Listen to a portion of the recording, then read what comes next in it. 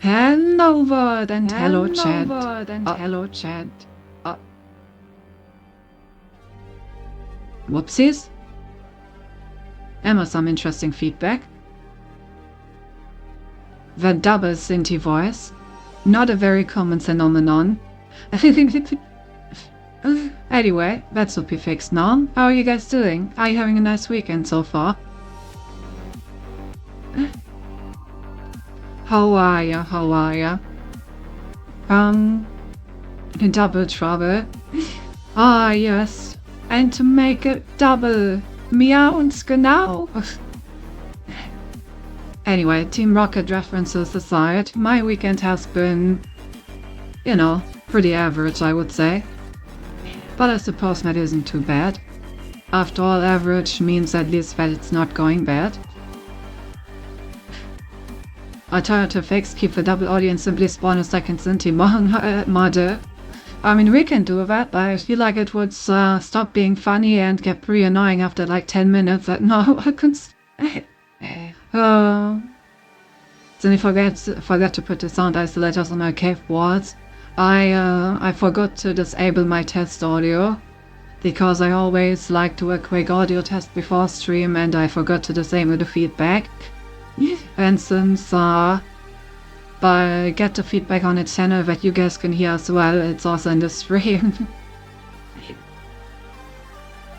Thinking too much about how this is such a slinty moment, so I bled through into my typing. Of course. Doing fine here would be better if my Switch controller arrives. Aww. I'm sure it will be there soon. TM. Supposed to arrive today, but it's already 6 PM. I'm losing all hope. Do you have the thing where you can check its location? No, that will let you know something. I stay in bed for 12 hours again. I'm hibernating. Yeah, I know that feeling. I also slept a bit too long today. Though it's mostly because I stayed up way too late. Yes, the usual. That's how we do it.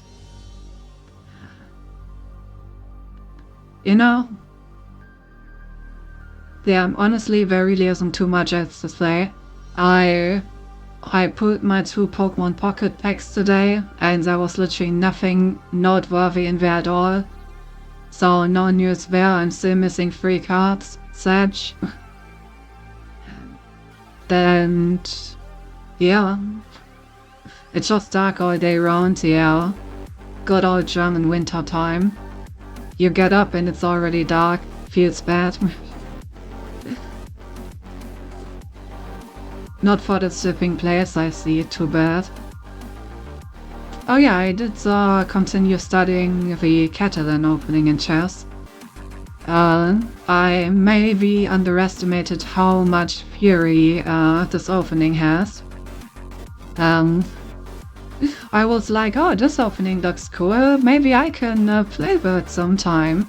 And then I started trying to learn it, and I watched the first video where it was just like, yeah, so this is the opening. And I was like, oh, this looks cool, I like where the pieces go in this opening. I like putting them in these squares. And then I wanted to learn the actual theory behind the opening. And I'm now 3 20-minute videos into a 12 video playlist that is covering 9 different moves that the opponent has on turn 3, each in a completely separate video. And it's insane how much theory there is for this opening. Well, it's kind of fun. Ah yes, there are the Centenary emojis, of course. To be like that, Cass is indicating all the theory about an opening but none of the practice. Yeah, That is definitely a bit of a character flaw for me. Because the thing is, if I just learn the opening, then I can just sit here, watch the video, think about the concepts and have fun. But if I want to actually play the opening, then I need to play against another human being, and then there is the chance that I will lose and feel bad about losing, So I can't do that. But I'm sure at some point I will actually get around to playing the thing. Oh, sorry, it was meant to be an innuendo. Ah, I see. I guess I took this matter seriously then. Oh, we all struggle at some point. And yeah, I sometimes actually struggle with putting up a competitive game because I'm like, do I really want to play this now? And then I have to actually do my best so that I can win. Instead I could just be around my room, chilling, doing something that isn't competitive. And yeah, sometimes it do be like that. I'm missing 13 now, but just I got down thanks to one of choices because from facts I have been in an 8-day streak where I don't get nothing above 4 stars, so one cover I don't have. Damn. I've actually still been getting some foil arts and stuff. But sadly, sadly, I already have all of those, so it really doesn't do anything for me. I also got the fifth immersive Pikachu EX recently. I don't know if you saw my post about that, so that's cool, I guess. And yeah. I think I also got another full-out trainer card, which was cool, but none of the big ones. Hi Gato, hey Vigil, nice to see you. True, sorry, I haven't said hi to everyone yet, so hello Vigil, hello Harbor, hello Gap, and of course happy birthday Gap. Ah, there we go. Now I have done my duty. My very important streamerly duty of saying hello to everyone. Alright, yeah, considering that, so that's pretty much all that's going on in my life right now, which is probably a good thing, Because nothing going on at least means that I'm chilling, and nothing bad is going on. How about we actually play the game?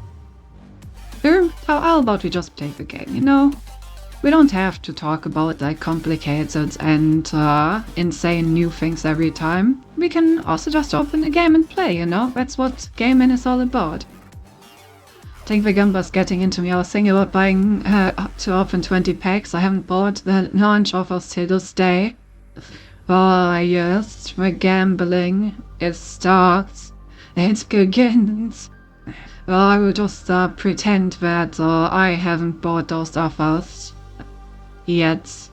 Well, since you be factorizing, oh boy, I do be factorizing. Sadly, it's a pretty hard problem, so it's gonna take quite some computational effort. Alright, here we go. Let us continue.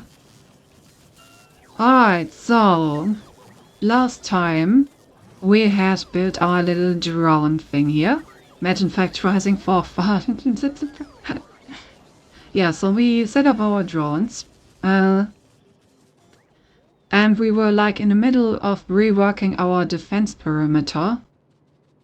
When we noticed that we have kind of run out of oil. Which is a pretty big problem, all things considered.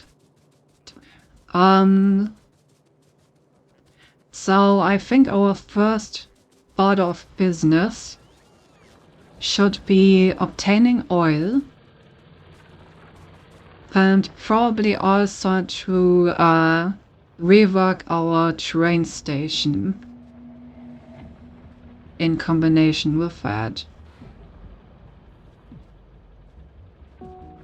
Because this looks like it's not gonna work for very long anymore. So maybe we want to change it up. Maybe we want to expand our nuclear reactor to the side, and instead we expand our train station all the way to the left over here.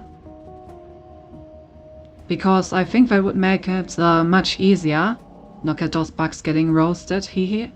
That will make it much easier to actually feed the output of the train station into the furnace stacks as well, if they're like just directly underneath it. So I think that would make a lot of sense. Now the next question regarding that would be, how do we want to manage our furnace stacks in the future? Because I'm also pretty sure that we're gonna have to rework those. I still want to put some electric furnaces there, so that I don't have to use fuel anymore. And can instead just use our nuclear power to cook everything. The problem with that is that it will make our furnace setup larger, so we're gonna need more space for this. Obviously we can expand to the left, so the growth in width shouldn't be a problem. The question is how much growth in height we will experience. So we should probably calculate that before doing anything else, if we want the stuff to still fit in here. I mean, I guess we could also expand them a bit up here, but I still kind of want to keep the space for my lab setup. Or something like that. Darius said you spent on the game besides the Fastenty. You wouldn't be just dumb if you hadn't got the best offer. That is true, that is true. Sadly, those offers don't respawn. I wish they did. Oh god, we're also running out of light oil at this point.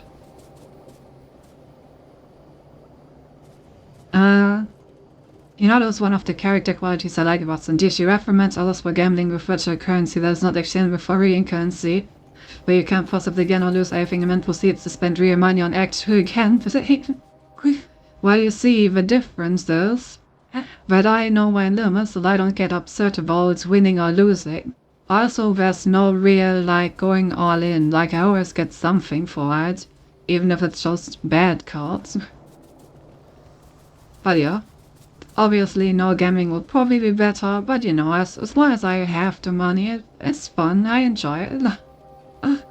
My rules upon how you can't get your life written for if you spend your simple coins still are required. Alright, alright, let's think about these furnace stacks, right?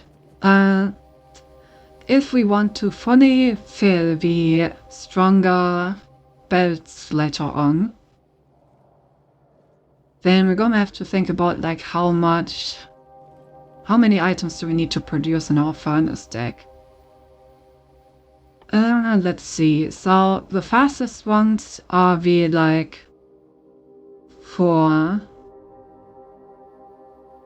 these belts here.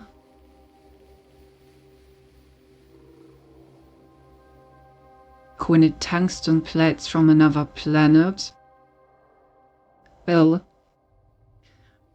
honestly, I don't think that this factory will ever get to tier 4. I think tier 3 would be enough.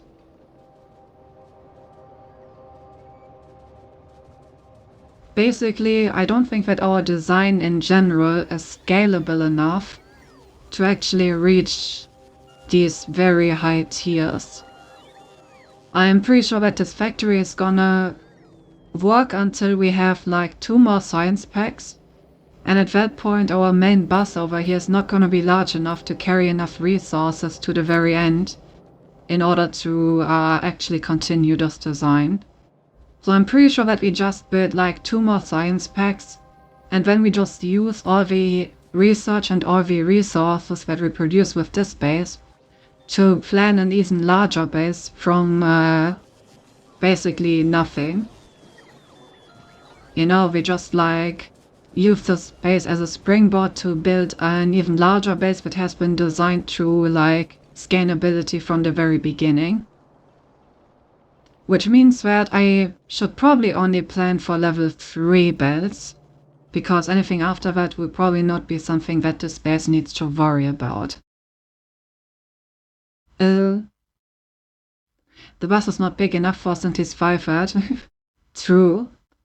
Okay, so level 3 beds can transport 45 items per second. So let's see how many furnaces we need to produce 45 items per second. How many electrical furnaces, of course. So producing these plates takes 3.2 seconds per plate. Steel plates take even longer.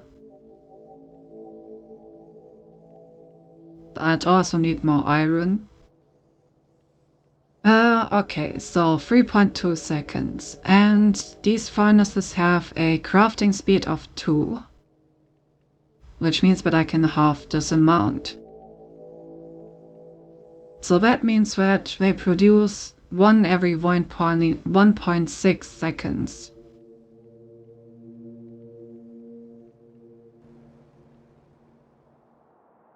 How much did the bed carry again? 45, right? Yes, 45. So let me open... I don't feel like doing calculations in my head today. So 45 divided by 1.6 is 28.125. So I would say let's just be generous and round it to a good old 30, shall we? In that case, we have a slight overproduction, but it's gonna be more aesthetically pleasing, and I don't mind building like 1 extra furnace. Okay, so that means we need 30 furnaces in order to fill up the bed. Now the question is,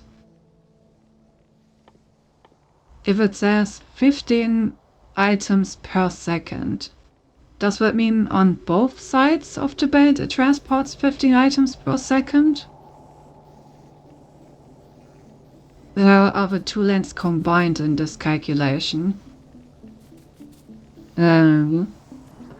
It's actually pretty important to figure out, because it's the difference between having like 15 furnaces on each side or having 30 furnaces on each side. I think we should calculate what our current furnaces are outputting and basing it off of that. And everyone comparing their PP. Damn, it's cold today. Yeah, everyone's having a smart PP day today. Every time someone else sends PP for me, I feel a bit violated. Choosing from our function era. I mean, it's a very slight downgrade to function. I think we're gonna be fine. Indeed, even here that we are at summer. You discussed peasanty, cold for me. Okay, so how many fastest did we build? 1, 2, 3, 4, 5, 6, 7, 8, 9, 10, 11, 12, 13, 14, 15, 16, 17, 18, 19, 20, 21, 22, 23, 24 furnaces per side. Okay, so a total of 48 furnaces. A total of 48 furnaces is supposed to perfectly fill a yellow transport belt. Which means 48, these only have a crafting speed of 1 though, so 48 divided by 3.2 equals 15, okay. So it is items in total.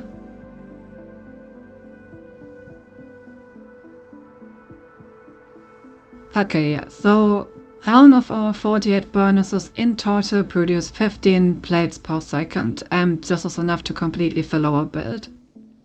So these 30 that we calculated earlier is actually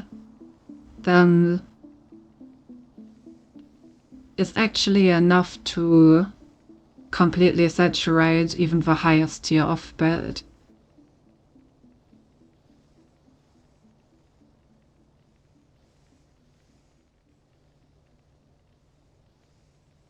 Then it's a bit sad that it's such a weird number, 28.125. I wish it was rounder. But yeah, 45 items per second.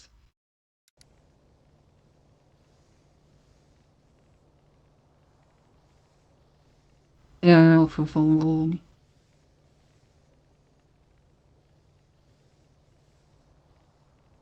feel like my math is somewhat off.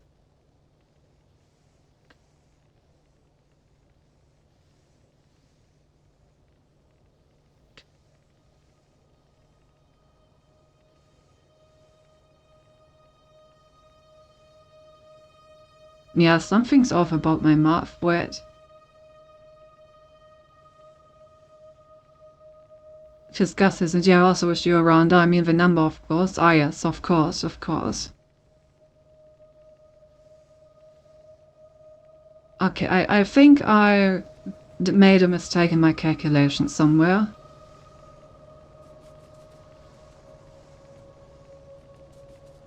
Because currently this has like 15 items per second, right?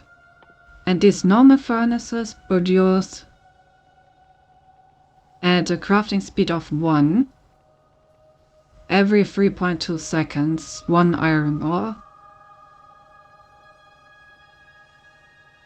So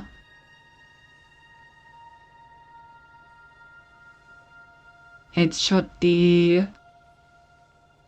this number. Yes. Okay, so if I then change that to our new example of 45 times 1.6, then we actually need 72 furnaces. I knew the number was too beautiful to be true.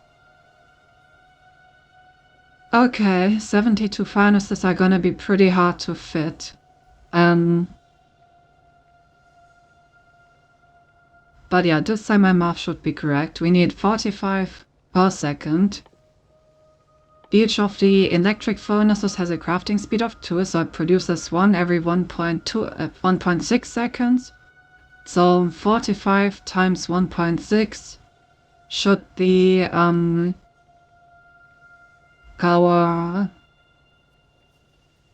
total capacity of furnaces that we need. Yes, that checks out. Good, good. I can do math after all. Beautiful. I knew I had it in me. That is a lot of furnaces. How the fuck are we gonna put this anywhere? Maybe we're gonna have to put speed modules in there.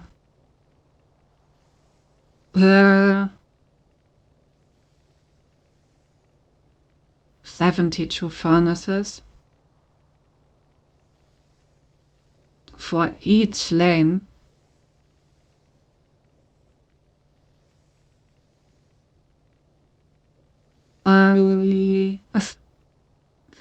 Oh,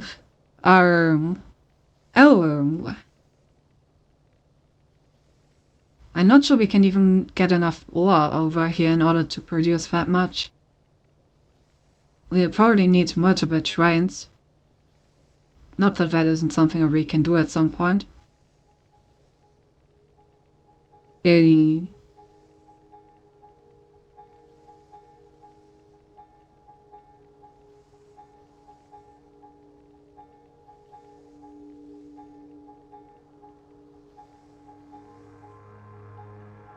The Stasi triple was the users need times.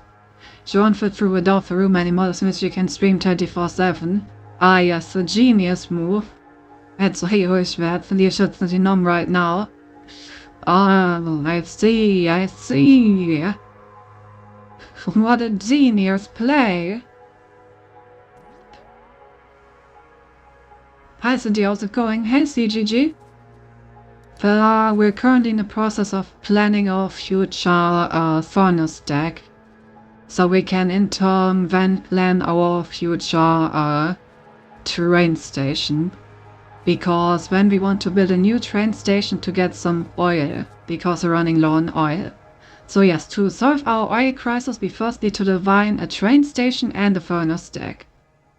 Very straightforward, indeed. But how are you doing? I only understand train station.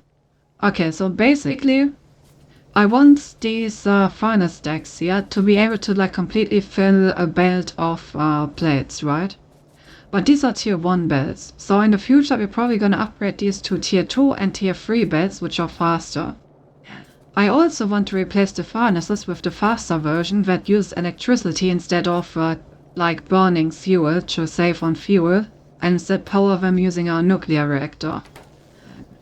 Now I'm trying to calculate how many electric furnaces I need in order to completely fill a level 3 belt with plates. And it's a lot of that. Basically I would need to put 36 furnaces on each side of the belt,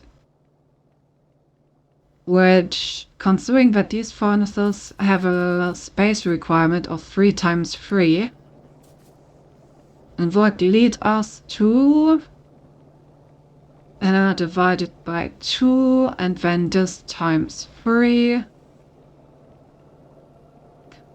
A total space requirement of 108 blocks. Now the question is, how much space do we currently have in this furnace deck? So what I understood is Cindy wants to fasten her belt, but she thinks he numbs too much and it's becoming more difficult, so she needs to figure out a solution to his problem. Yeah, let's go with that, sure. Bin heute im Team von bei, ich wahrscheinlich zu mich gegessen und schlecht geatmet habe. Please take more care of yourself when training. Your rate of hurting yourself is concerningly high. Well,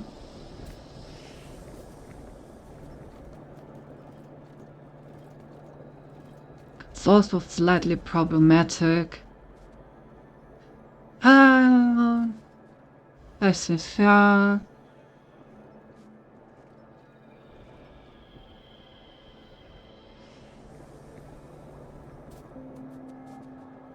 Okay, so... assuming that...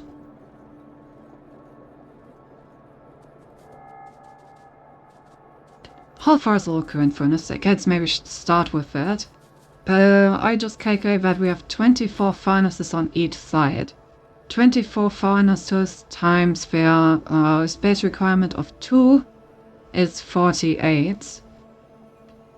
Which means that we are currently not even using half the space that our new furnace deck would require. So we would probably need to about double this, which means that pretty much this entire space would just be our furnaces.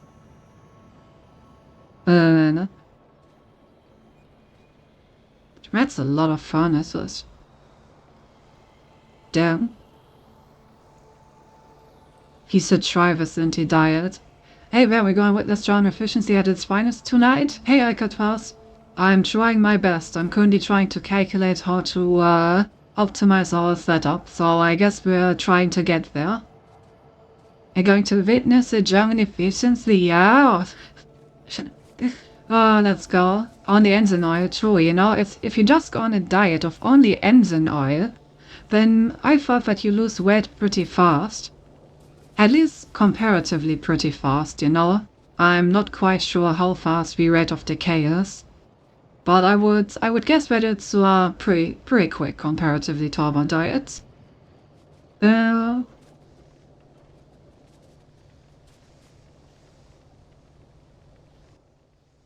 Maybe we really should use efficiency modules to improve this.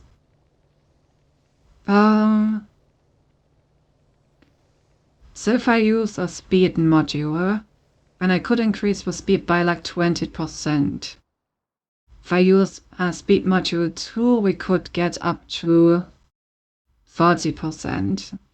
Well, that's not like an insane boost.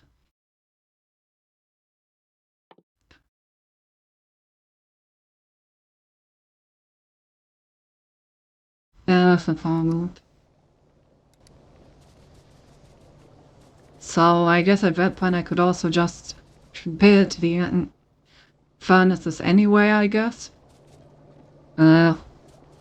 Evolve.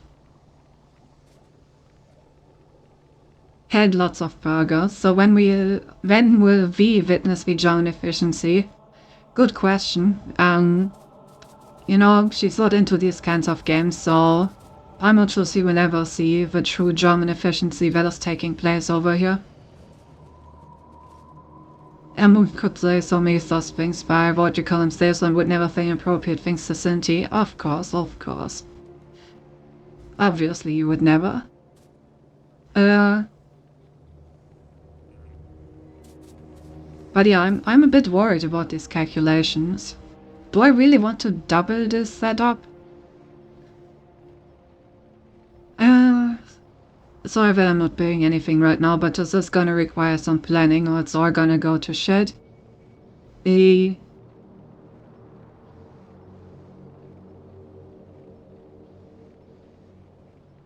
Pets, why do we need so many furnaces, man?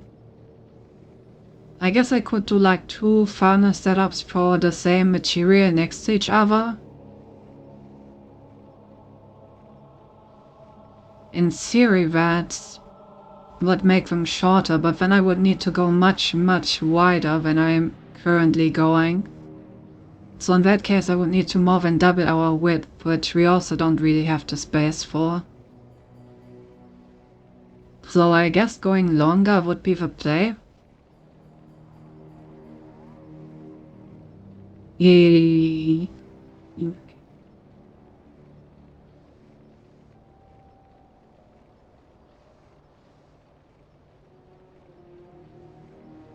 But my math does check out. If we need 45 items per second and each furnace produces 1.6 items per second,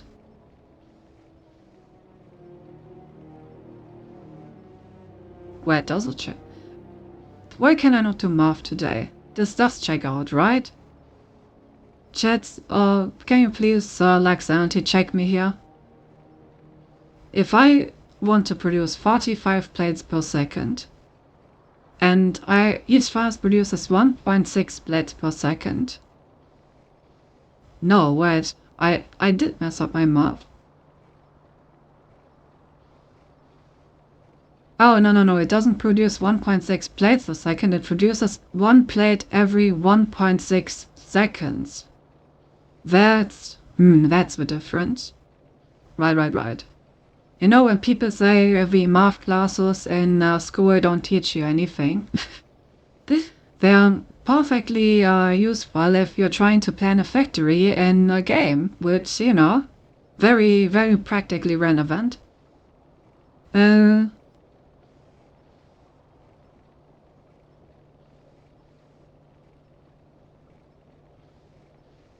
So, I think I still made a mistake in this calculation though.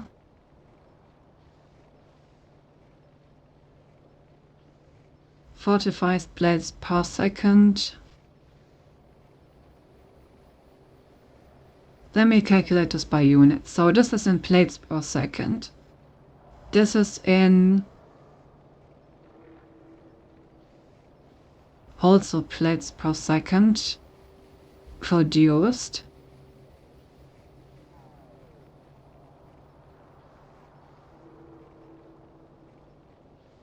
So if I divide that by... no. For some reason I really just can't think today. I don't think Cindy got my attempt of reading German. Did it? Well, Cindy, I'm also not into those games, but I'm committed. Cindy getting why it's going so longer. Chloe, you really are going longer. Definitely is. Can't do math today. Why I can't do math, period. I really don't know what it is today. Usually I wouldn't have this much trouble figuring out a rather simple equation. I guess I'm just tired from the week. So I still math a lot on weekends. Yeah, seems like it. Also means very versus the units, like the norm is to say x per second, not 1 per y second, shaking my head. Yeah, I mean that's why I have to divide by it, right? I think. Right, I'm just gonna sanity check my results. If I divide this, then my result is 28. That cannot be the case, because if I need 45 items per second, and each furnace produces 1.6 plates per second, then I need to use more furnaces than I need plates per second. So, according to the sanity check, the result for multiplying them makes a lot more sense, because 72 sounds like... Yeah, 72 is the result. I was right the first time. Because I need enough furnaces to make up for the delay on production of 0.0 seconds.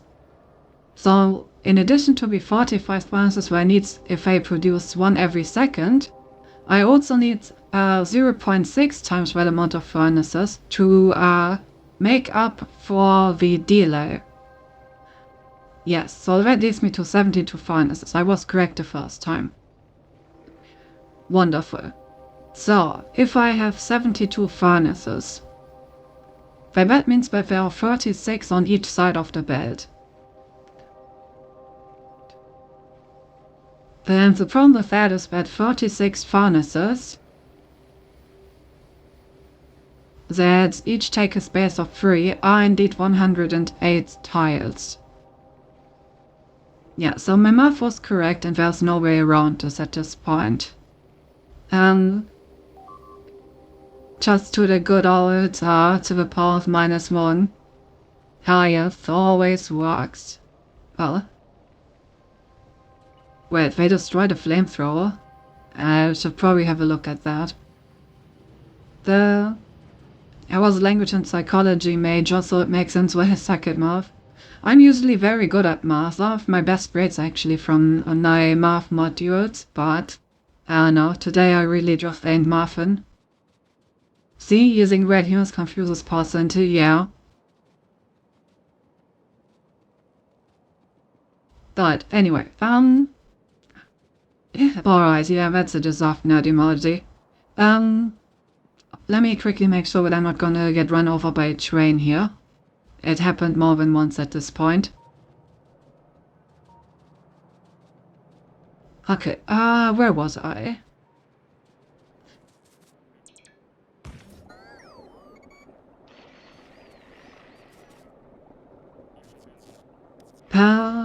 Right, okay, so that's a lot of distance to cover. So maybe we do need the entire space there for the furnace deck, and we need to do the, oh, hello. Yeah, that was a pretty sad attack. And in that case, we need to do the train station on the other side, like to the right, basically, because we simply do not have the space to do it anywhere else. Not the Flammenwerfer, we need the Flammenwerfer. Indeed.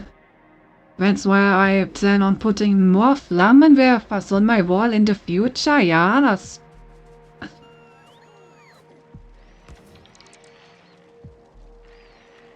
I really need to automate the defense of this base at some point.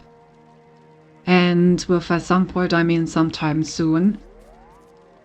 I'm sick of coming here to repair the stuff by, not really by hand, but like Schrödinger's hand, you know? I'm not really using my hand, but I still need to come here so the robots can do their thing.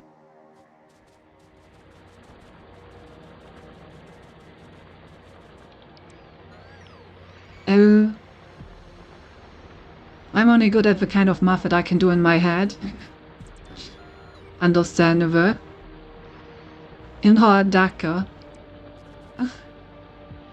I mean, have you seen our new setup? Basically, the new wall that we designed that we still try to build everywhere is this.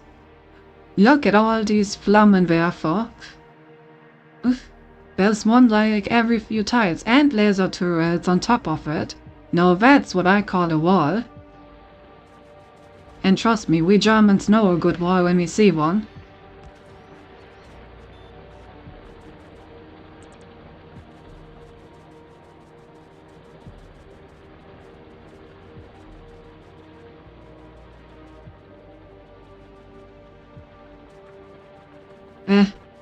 I'm stuck. Not really haven't seen the previous couple of streams, fair enough. That's why I went over there to show you. Alright, now that the space is somewhat safe again, let's go back and put our plans into motion again. I guess we can build like a prototype stack in order to measure the length that it takes. I said 36 of them on each side. I have a German joke, but I'm not sure if I can say it because I don't want to offend the Germans. You know what happens when that happens. Well, you know, we're just currently trying to arm our military again and increase our military spending. So, you know, what's the worst that could happen? No, but seriously, I would love to hear it. There's some pretty good German jokes out there.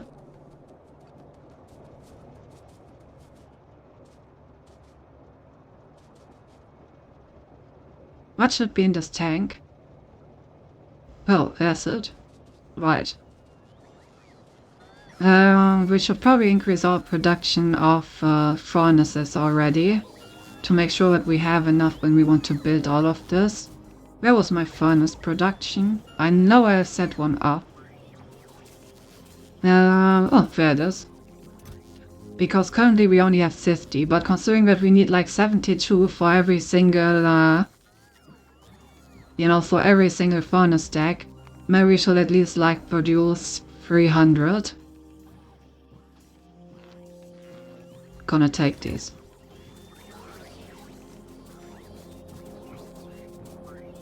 What did Jones hate more than World War II? The gas.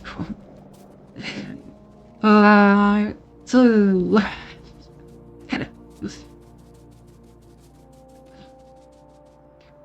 For it,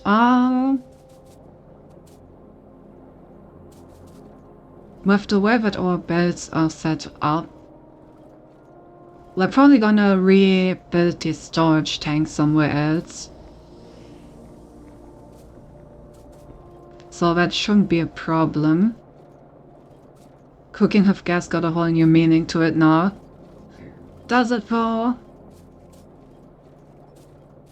I wouldn't be so sure about that.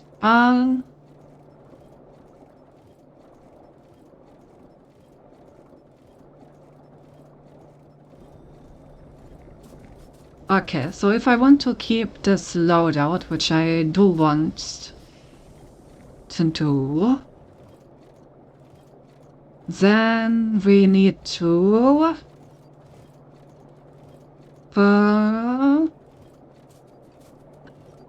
probably birds underneath this point. So we can start around here. One furnace higher than these stacks. So yeah, I'm just gonna like build this and see how wide this actually gets if I want 36 of these. Okay, so how many did I build? That's only like 20, right? I had 50 at the beginning. 3, 4, 5, 6, 7, 8, 9, 10, 11, 12, 13, 14, 15, 16, 17, 18, 19. Yes, okay. Speaking of, did you know that these regions have some local laws that differ from the rest of France? Those who are in effect when it was part of Germany and somehow have been retained for over 100 years now? Of course, we make the best North, surely. Obviously they would want to keep them, smiley face.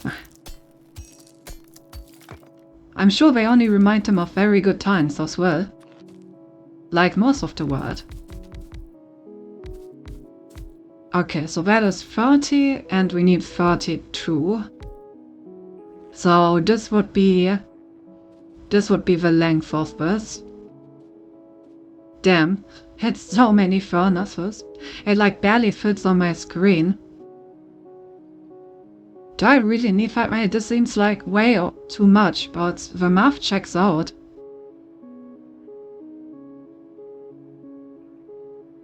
Well, the French being nostalgic about when Johnny stuck a whole ass baguette down the throat. Oh, you know, some French people are still into that. Understandably so.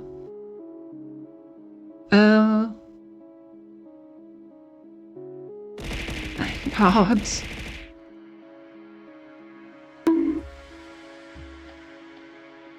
Okay, so...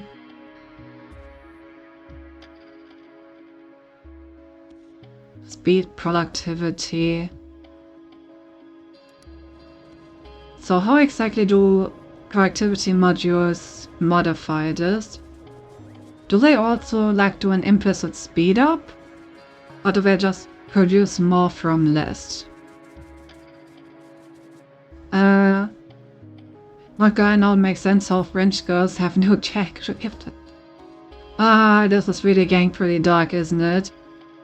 Yeah, I think we should tone it down a little. Okay, so it needs 0.28 for 0.31. If I take this out, then it takes an even amount.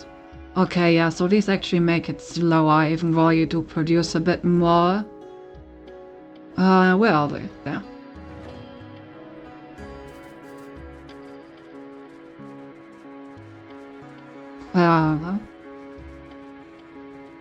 Yeah, I guess I'm just gonna have to build that many furnaces. Damn.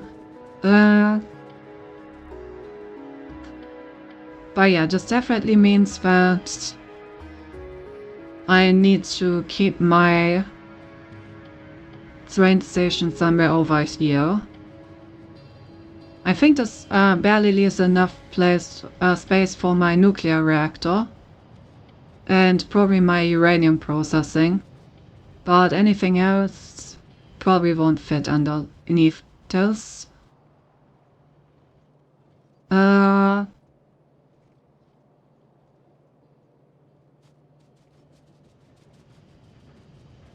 Okay, so next thoughts are each of these then also just needs one full belt of ore because it's a 1-to-1 conversion, right?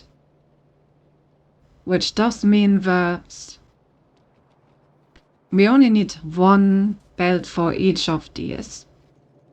We need 2 for iron because we have the steel stack and the normal one. 1 for copper. And that's basically it since we won't need any coal anymore. 1 for stone as well. But that means we only need to get like 4 belts to the furnace stack. And that's it. Which means there's underneath all of this stuff, we only need space for like 4 belts. So maybe let's leave like 1 space and then like 4. And that should be all the space that we need for this. However, this does mean that we need to get the resources on these 4 belts from the trains. And now let's think about how many trains we will need. We need 1 train station for iron, 1 for uranium, 1 for copper. We will also need 1 for oil, but that is pretty much separate from all of these other things. Then we'll need 1 for stone and 1 for coal, because at some point we're gonna have to get all of our resources from trains. So how many are those? 1, 2, 3, 4, 5, 6 trains. So we need 6 separate train stations, and we need to fit all of them somewhere.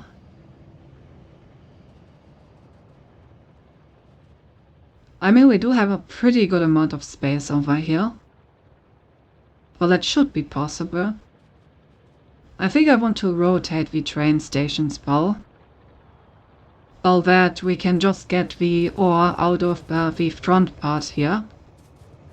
And directly put it onto the 4 belts over here. That way we don't have to do this weird thing where they're all next to each other and we need to, like, get the belt of the uranium through the section with the iron belts. Instead they can all do their own thing. Okay. So far so good. In that case the oil should be the top one, because then we can just draw the oil directly into tanks, which we can probably connect with this pipe right here, which will then distribute it into our refineries and everything else. Okay. It's starting to take form, slowly but surely. The most important thing about a project is to visualize it before building, otherwise you get the kind of building project that's, you know, that certain airports are doing these days. The Germans know what I'm talking about. Gotta make a proper plan before you start building and not the other way around.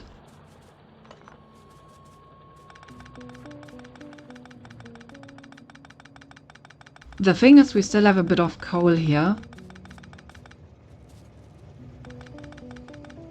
which is a bit annoying, since as long as the coal field is not completely mined out, I can't build on it yet.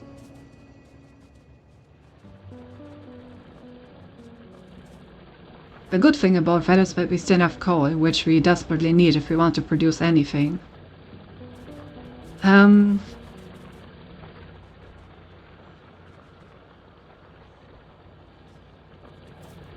We're also completely out of stone at this point, so we can get rid of all of this.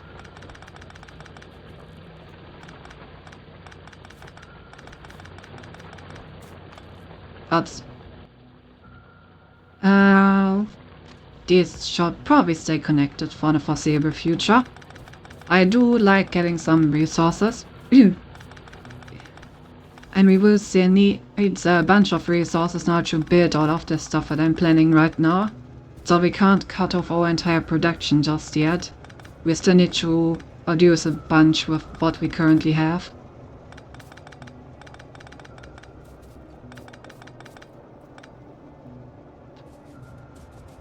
Alright,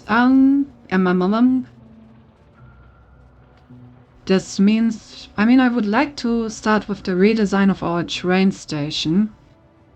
The problem with that is that I can't really redesign it while our old train station is still right here. So I think we start with a blueprint, as we often do. And we use that blueprint to think about how our train station is supposed to look, so that we can then just copy-paste it down and switch over from our old train stop to our new train stop quickly.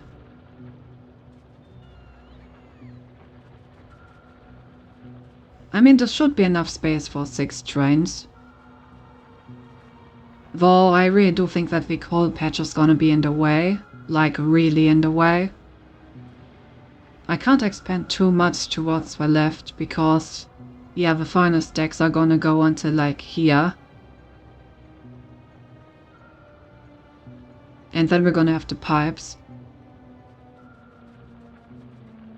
So yeah, the coal is really, really in the way. Yeah.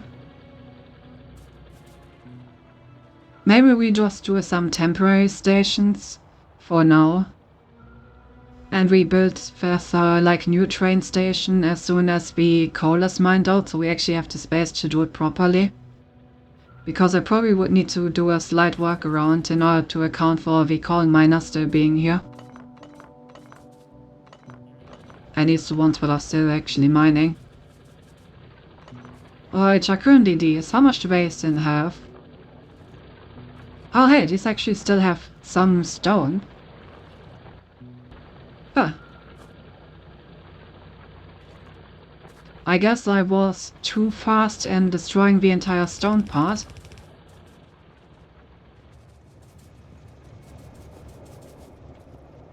The reason why they haven't been mining any stone is because the coal is blocking them, but we can change that.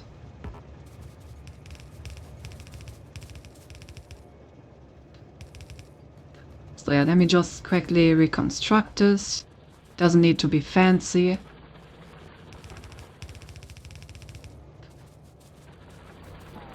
Okay, so this filters out all the stone, which just means that we need an input priority on the left. No. Well, it already had an input priority, no?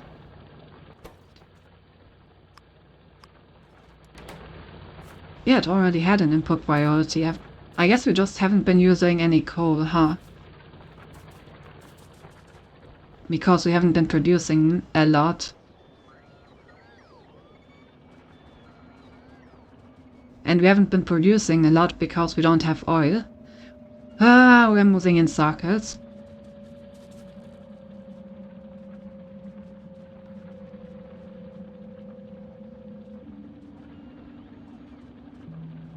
Yeah, I guess I'm just gonna do a temporary train stop for oil for now.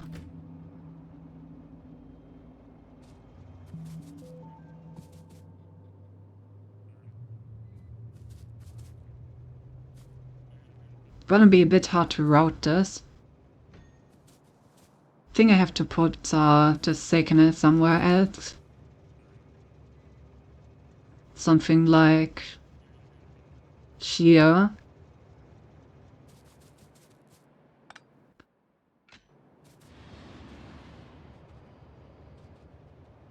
Because this way I can use this a little bit of stuff over here to split off another train stop. This is gonna be a very haphazard solution. But the good thing is that the oil rail is much easier to build. I really need to disable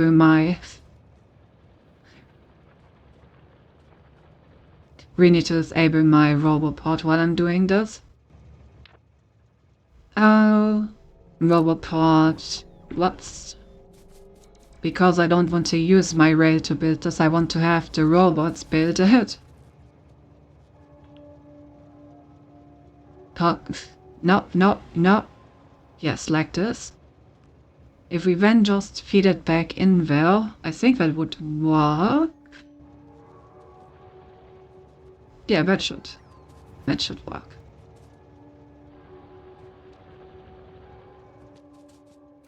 Yeah, so it's not gonna be pretty, but it's gonna work until our core is exhausted. Like this. Oh, actually, is this gonna be long enough for a train stop?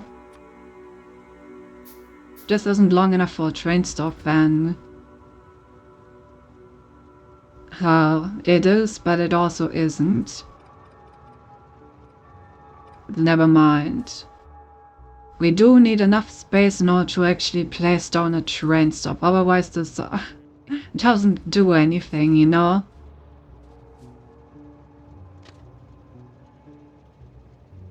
Okay, so let's make this a little bit longer.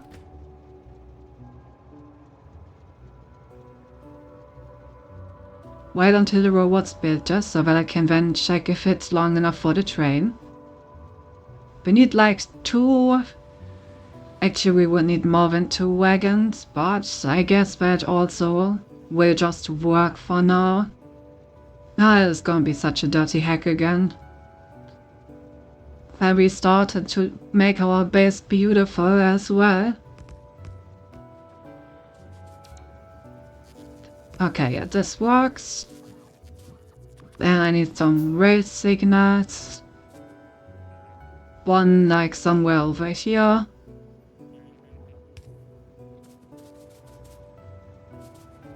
And then one directly after this. Yeah, like this should be fine.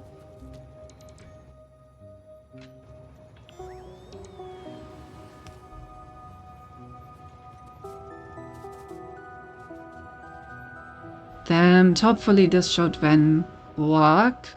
We may also have to get some stone in here, but I'm just gonna hope that all stone is gonna be fine for now.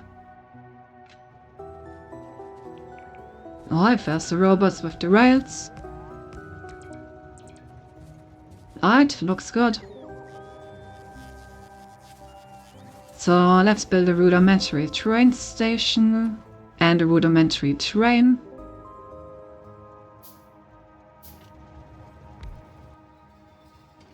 One train. Oh, I didn't want a cargo wagon. Whoops. I wanted a fluid wagon. That's a bit awkward. Well, they're gonna need a cargo wagon at some point. Alright, then we need like 2 pumps. Actually, we need 3 pumps. Oh, I have 3 pumps. Nice. And we want to pump out of these. And then just connect this with our oil. Where's the closest oil pipeline? Probably all the way up there. Huh.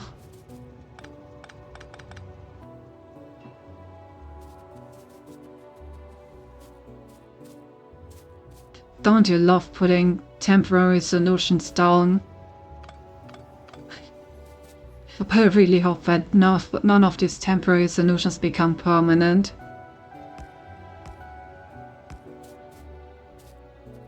The good thing is, unlike companies, I don't have any... Oh, you know they will. But unlike companies, I don't have any deadlines to keep, so... You know, I hope that I will have the time to rework these solutions properly.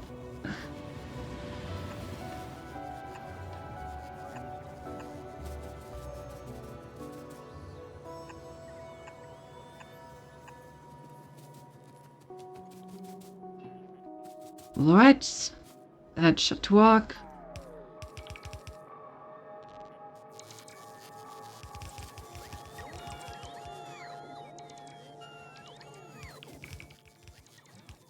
Then I'm also gonna use coal to power this for now.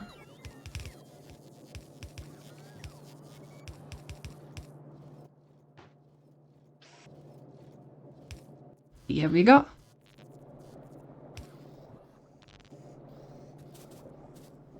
Synthetic Corpion.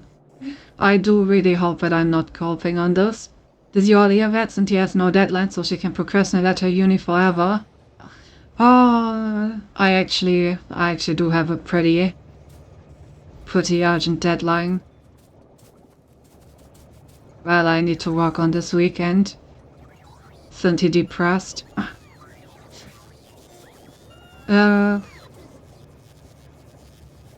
In any case, the train station is basically done, so now we just need to, in big quotation marks, we just need to build the outpost. From there we can get the oil. Should be easy, right? Why do I have this much wood in my inventory? Or any wood at all? Why do I have stone in there?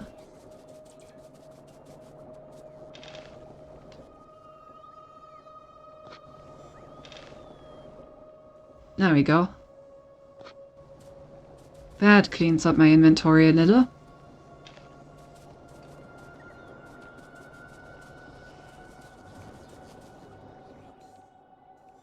Oh.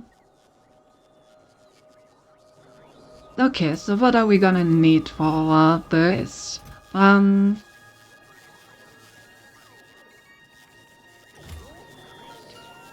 We will need bunch of walls, that's for sure.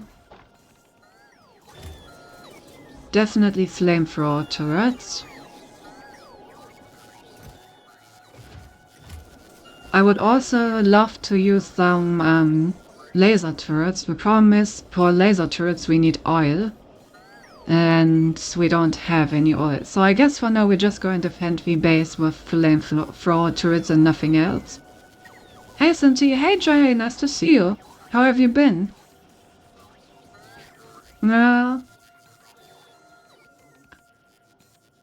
Okay, so I guess let us bring some democracy to the bugs that have my oil, shall we? I will teach them what it means to keep oil from our democracy. Oh, that's a pretty big nest. Let me go another way where I don't need to walk through a big nest. I'm following Mother Rival and speedrunning Fear and Hunger. Let's go. Fear and Hunger is a very interesting game. I've seen some Let's Plays of that. Definitely very unique. Bruh, there's another nest? I swear these just keep popping up out of nowhere. Okay, we want to liberate this oil field over here. Oh, this stone here. This one has a lot more yield. Ugh.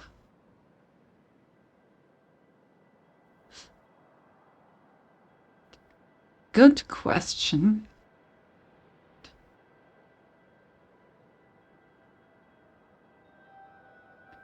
Oh, we go for this one. This one has even more.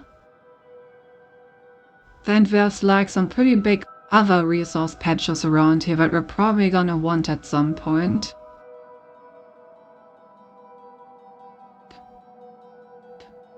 So already like getting rid of some bugs around here and killing a bunch of stuff. Could be a pretty good play, yeah. I think that's the best thing to do.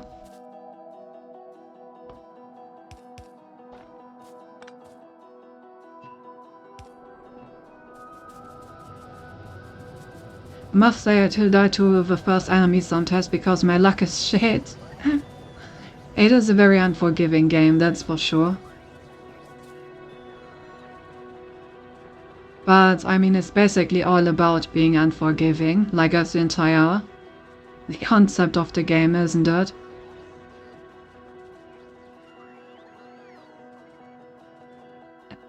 How many cannon shells do I have? 73?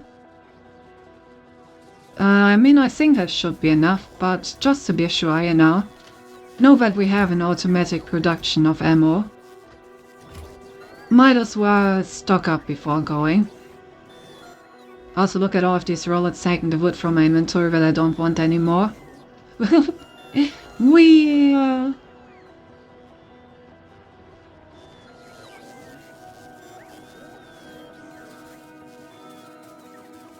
Alright,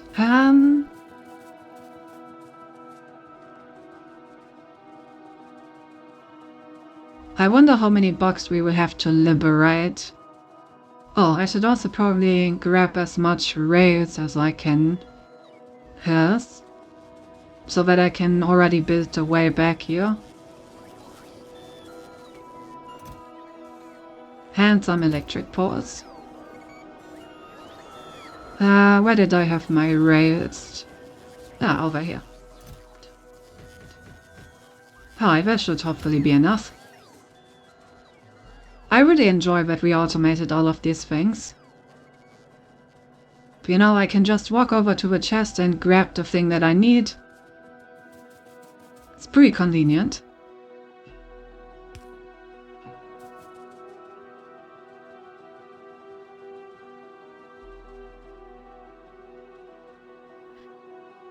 Okay, what's the fastest way over there?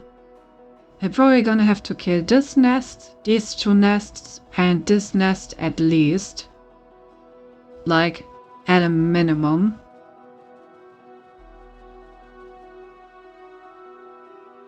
So, let's get on that.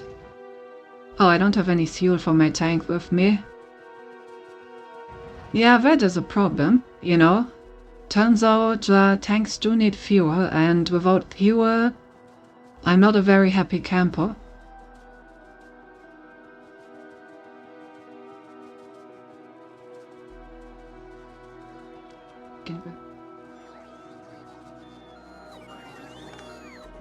Actually, you know what?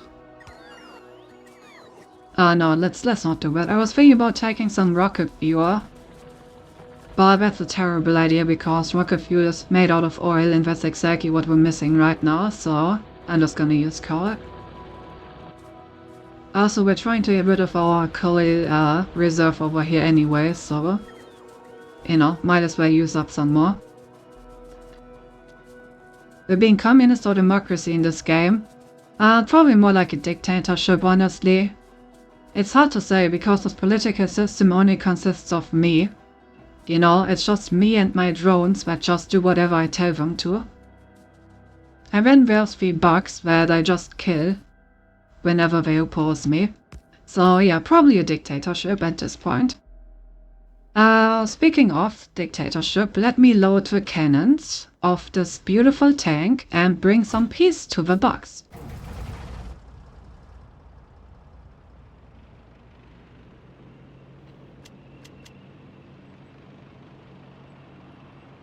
Hello, bugs.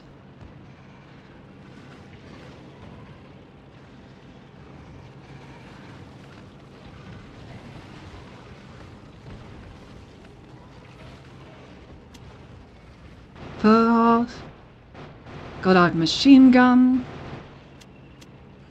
Can't go wrong with that.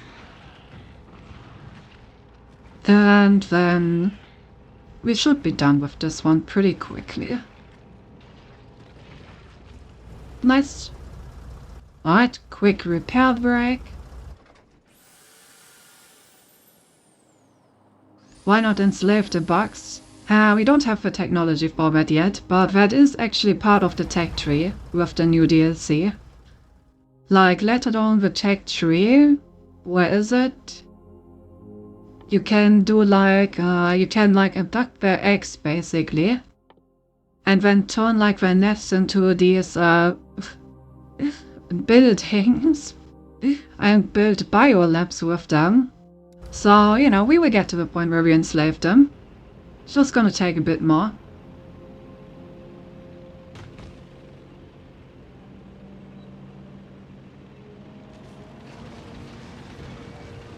Are these two nests next to each other?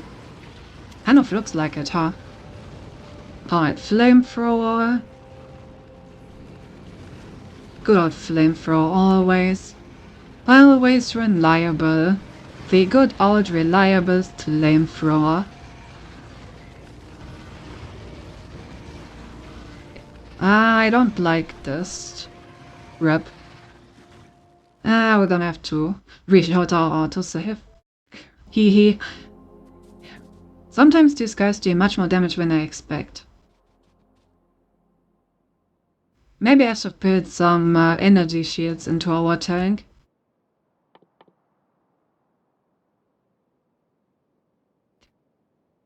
You know, why would I, right?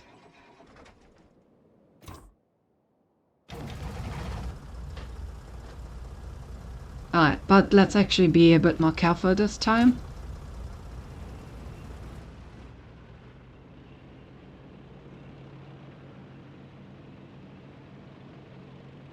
The way we killed the first nest was fine. But yeah, let's not fuck up with the second one.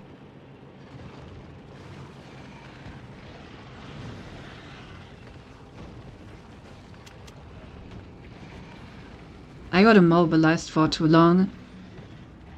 And the problem if you get immobilized is that these bugs can swarm you pretty quickly and then deal a lot of damage to you.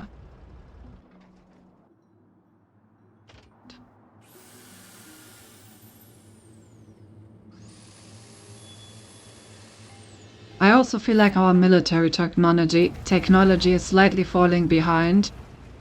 Like our defenses are still more than keeping up, but our offensive capabilities have been lackluster considering the amount of stuff that is attacking us these days.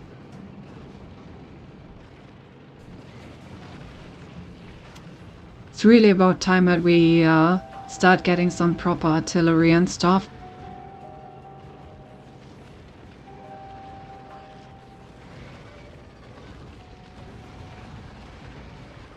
Gotta take out these worms so that I have less projectiles to worry about. Alright, let's do a quick repair break again. Luckily the bugs are too dumb to notice me just sitting here repairing my tank. Otherwise they will be smart enough to attack me during this time.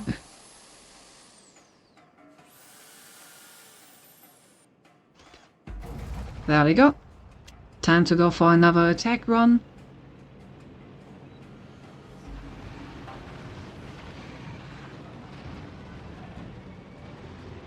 Okay, I killed like 3 of their turrets.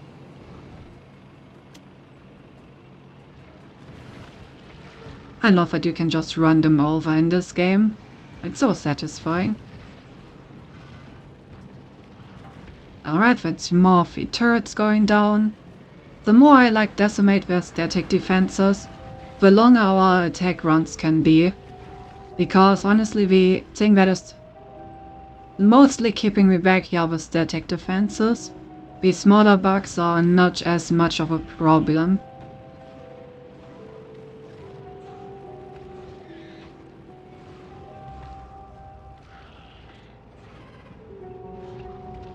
Alright, that is this nest finished off.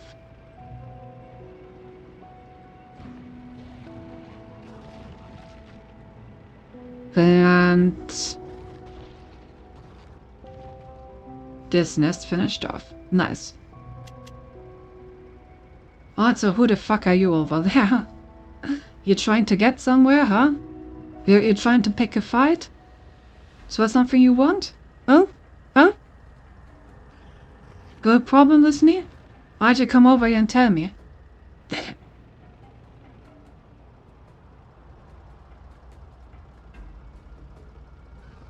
Yeah, that's what I thought. So there's no nukes yet. Indeed. No nukes, no war crime, is this something I know? I mean, I would say that it's a pretty big war crime, but I'm just like driving through here and decimating their like nests, but you know. We are still working on the new part, that is true.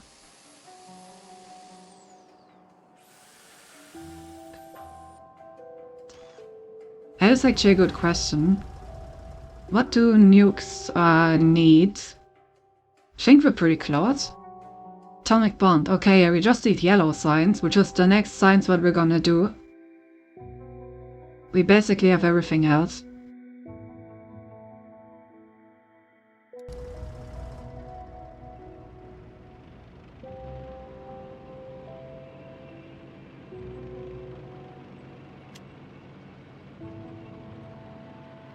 Alright, and this is the nest that is sitting on my oil. So you know how we handle the kind of people that are sitting on our oil.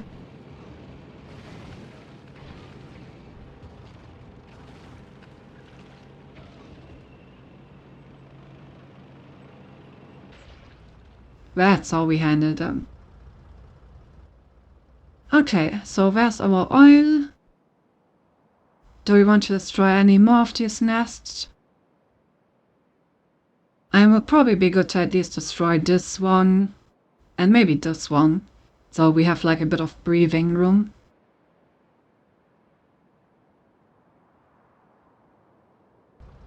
Definitely the one on top here.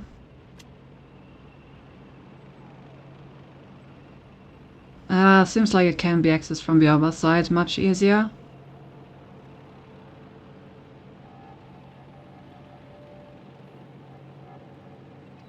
And you know what? Maybe I'm also gonna take care of this. Well, I'm already here.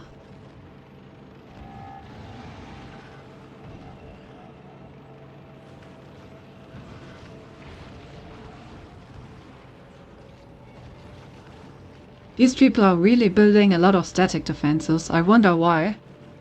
It's almost like someone regularly waltzes into their cities and annihilates their civilization or something. Very strange.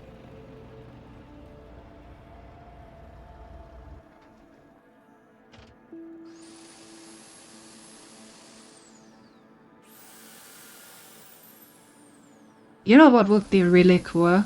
Imagine if you could build nuclear artillery shells. Sadly, I don't think that's a thing in this game.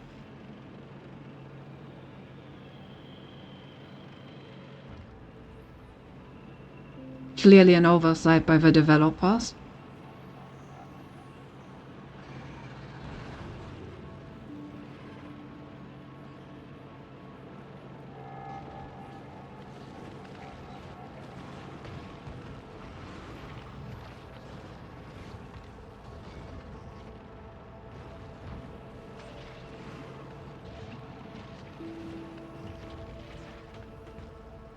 Alright. So that nest is gone as well, so that should give me enough time and room to put up our base over here.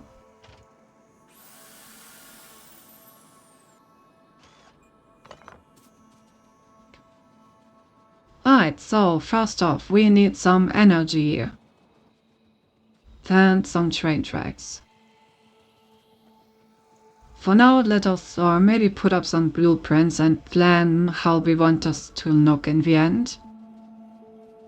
I guess we can also already start building, because until the base starts working, it's not going to produce any pollution, so batters are not going to attack it.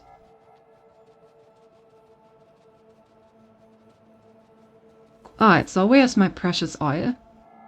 Ah, there it is. Beautiful. Beautiful. I think I'm gonna have to get rid of this forest. So let's start with that.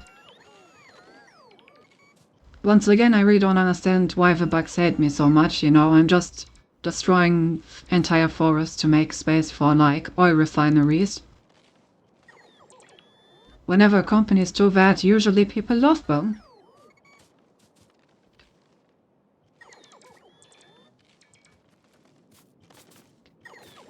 One of these are all the oil spots.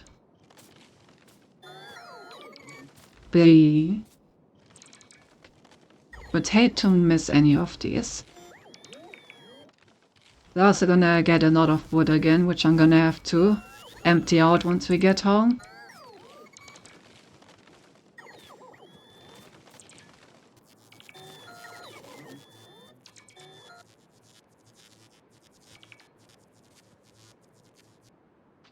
Right, so now that we have a bit more space,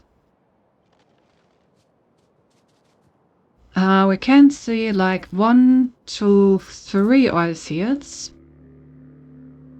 How many are there? 1, 2, 3, 4, 5, 6, 7 oil fields should be around here.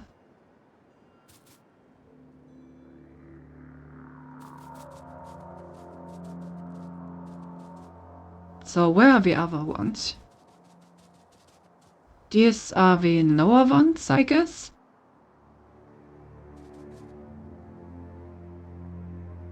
Okay. So that's 1, 2, 3, 4, 5.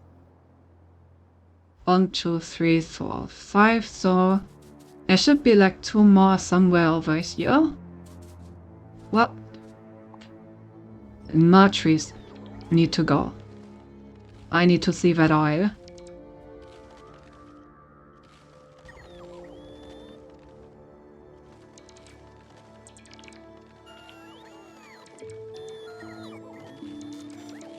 Still don't see it. Maybe, wait, these are the lower 2 oil things. So then I'm missing the upper one? Yeah, I'm missing the upper left one.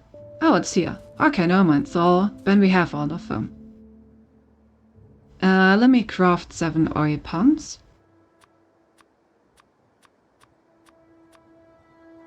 There we go.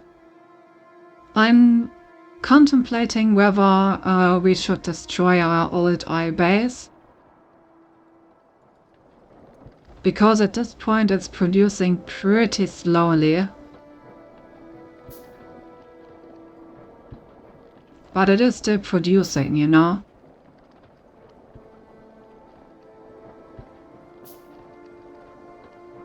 So that's kind of what I'm wondering.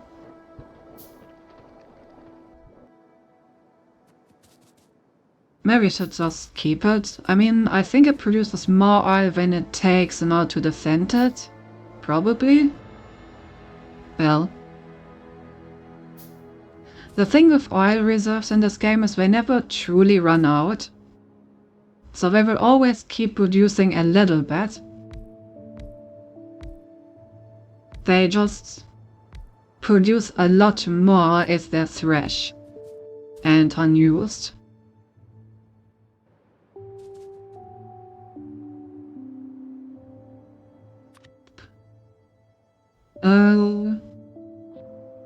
I think it should be fun if we just build like 4 corner parts to protect us. And yes, I'm only gonna build bases like this from now on. What is maybe a bit overkill.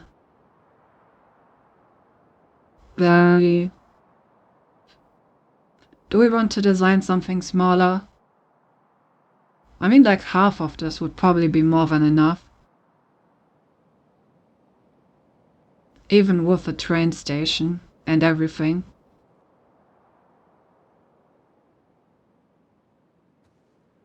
On the other hand, I guess we do have the resources, so we could just do it.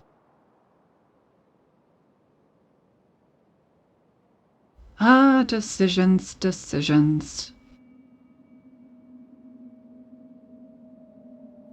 No, I think this is way too overkill. Let's design something a little bit smaller. I think like one roboport is more than enough, and when we're just gonna build other one around that.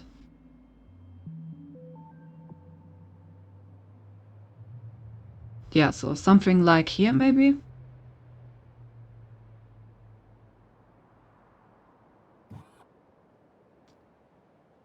Okay, now the real question is, will designing something new cost me more time than just putting this thing down?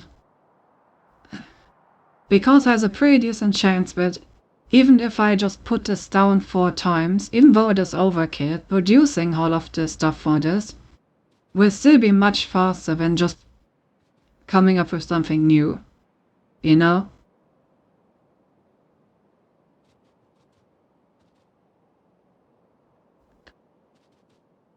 Well,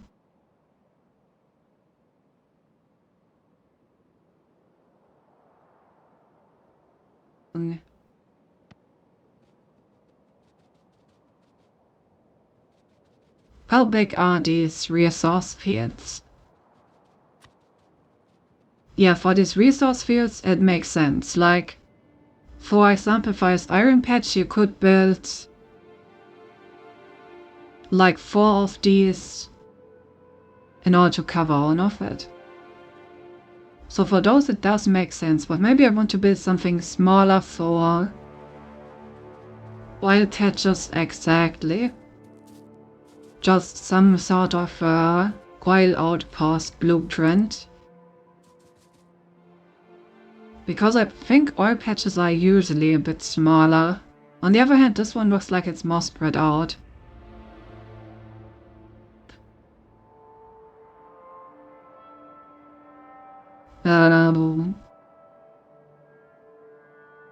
Maybe this one is just uniquely compact.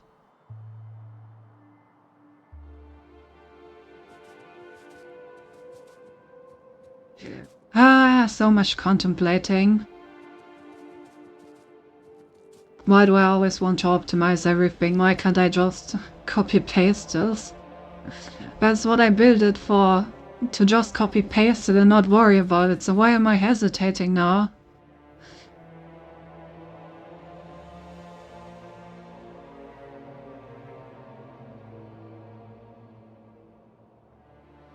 Yeah, I'm just gonna copy-paste this. Fuck it. Skill issue. Yeah, of course.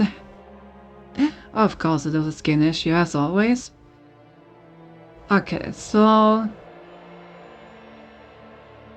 we're gonna have to destroy, like, basically this entire forest for this to work.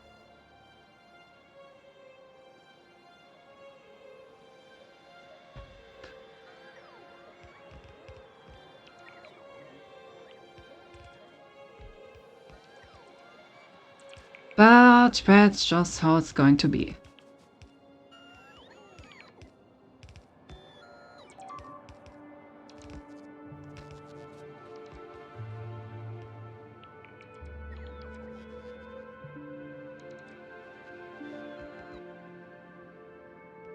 Now build a nice little fortress.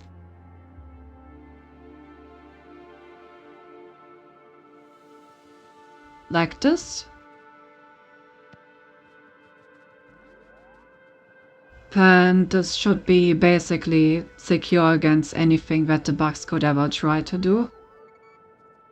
I don't think any bug will ever be able to take this fortress.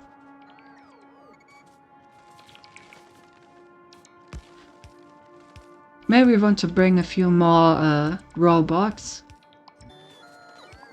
to help build all of this.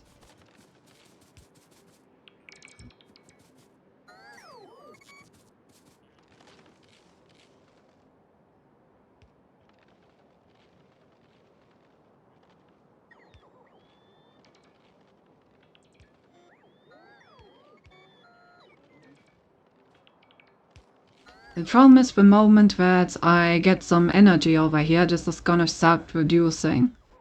And the moment it starts producing, the bugs are gonna start attacking it. Considering how close they are.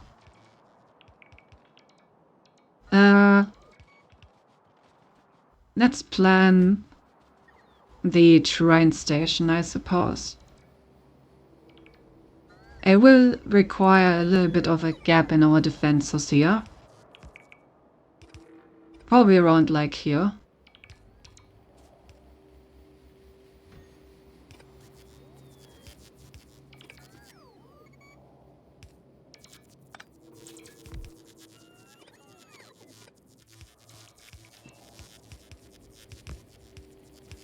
So yeah, something like this, just like in an opening.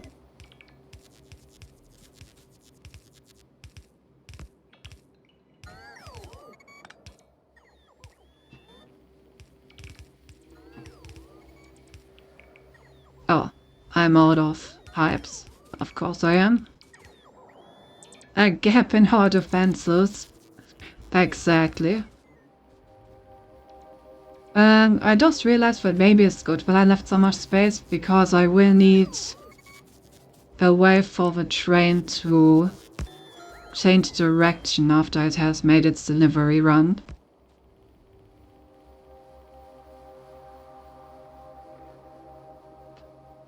So yeah, something like... not like that. Yeah, something like this. That looks good.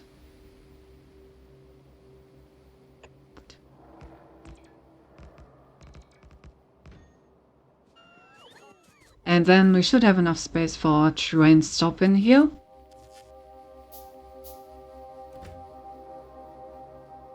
Yep, that will be good enough.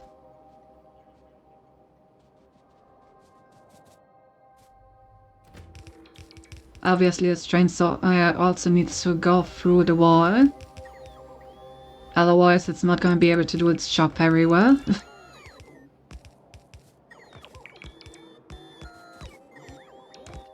But we can build some doors here.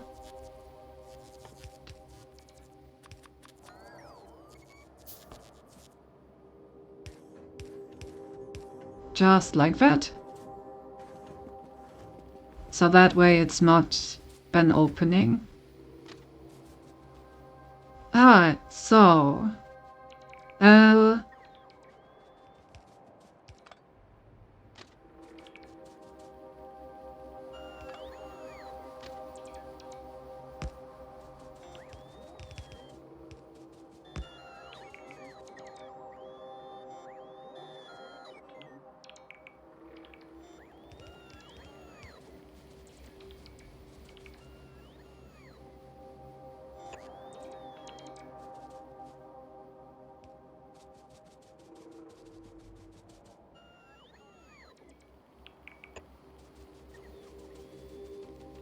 something like this, and we go up a little.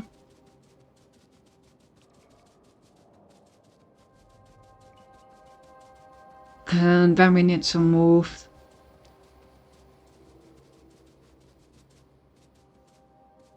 all the way over here.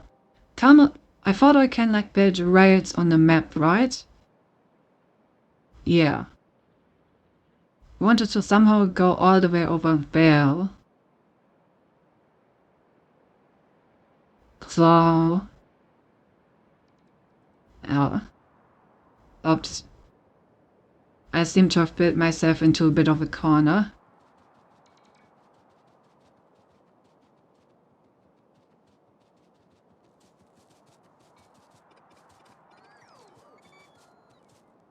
Right, let's try that again.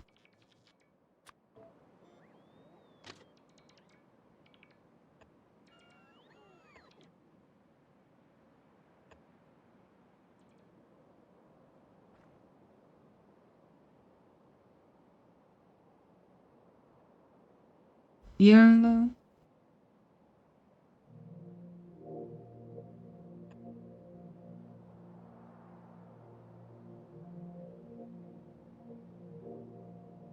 Alright, let's just use the aggressive building. The aggressive building can just build through everything. We need to go over here. So yeah, something like this seems reasonable. And then I'm just gonna build this up until here. And from there we're gonna build it by hand, so I can see what I'm doing.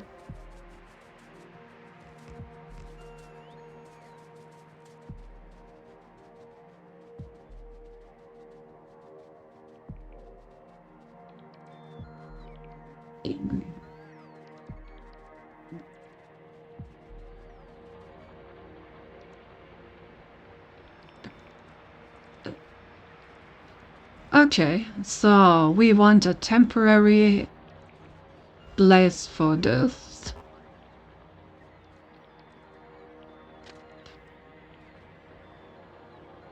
So something like get in here, and then we need to have a station, but then also be able to turn it around.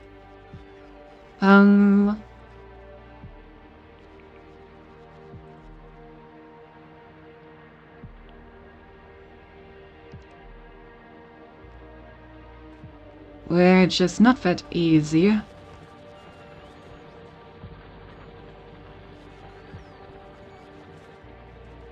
Oh wait, also I built the oil train down there.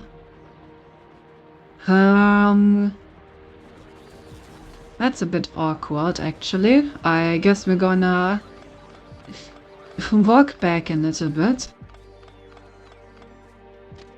And go down here.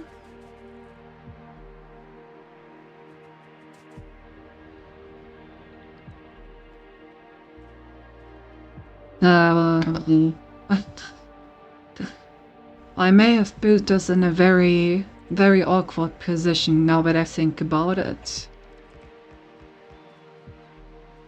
I'm sure the bugs won't mind if I just, scoot over here and do a little bit of these. There we go, that's connected. It's absolutely terrible, but it's connected. And that's good enough for now.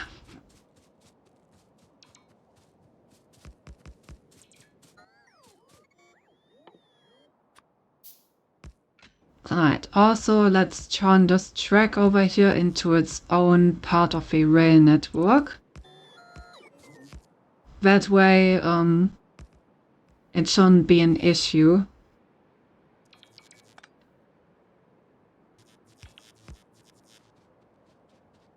For the other trains.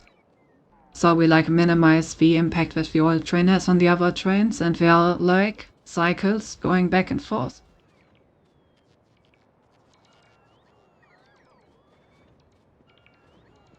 Alright, how many... Okay, I should have enough rails to build all of this.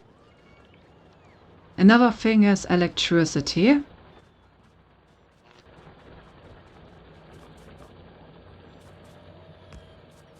So, but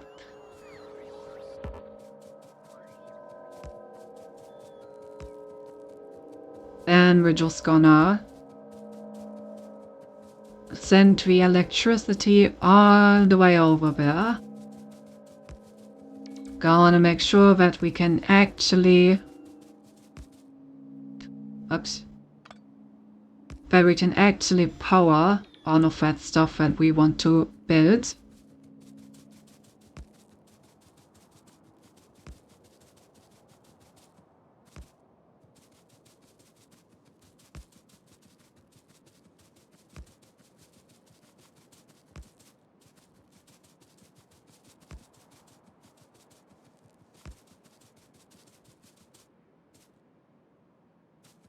And there we go. I don't really want to run the risk that my turrets can shoot at it.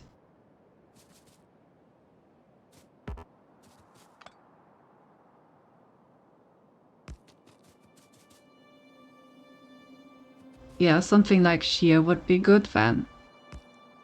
That way it's behind my turrets, but it's all nice and connected.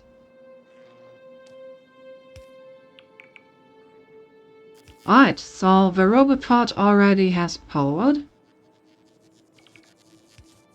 Which means that now I can bring some extra drones, and we can just build it this way.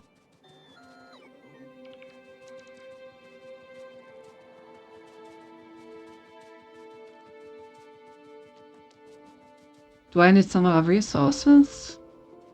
I think in theory this should be enough to make this work. Let's try it out.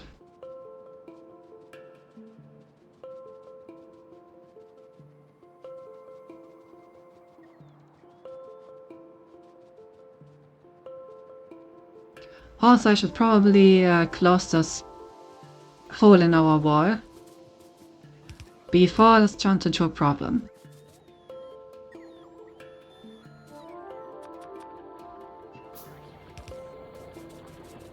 I'm missing pipes.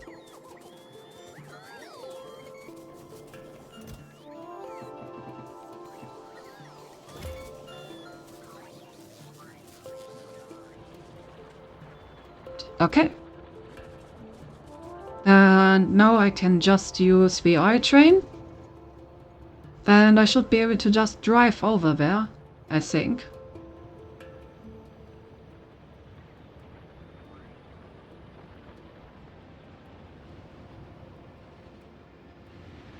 Cool, that was a bit too close for comfort. Damn. And that was all of my construction bots. I mean, I didn't lose them, but how do I build this? Okay. Yeah, I left all of my construction bots behind, so now I need to build those by hand. Ah, there they are. Hello. Please make your way over here, so that you can build the rail for me while I drive. Don't build rail and drive, kids. Make your robots do it for you.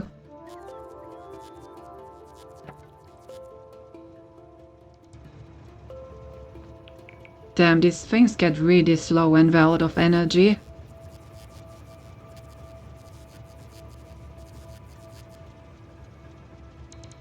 Come on, you can do it.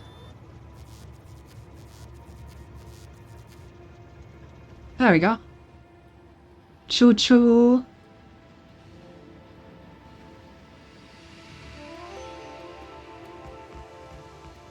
Okay, now I can just press forward and wait for my robots to build all of this for me. Slowly but surely we will get there.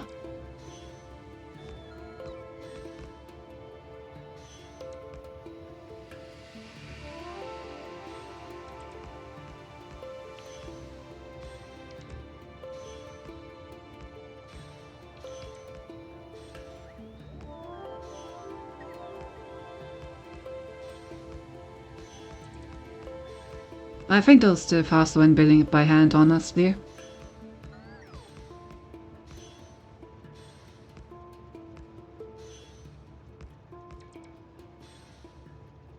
That reminds me, I still want to set it up in a way where, hello? Does anyone want to build the thing right in front of me, maybe? Oh, why do I have to do everything myself?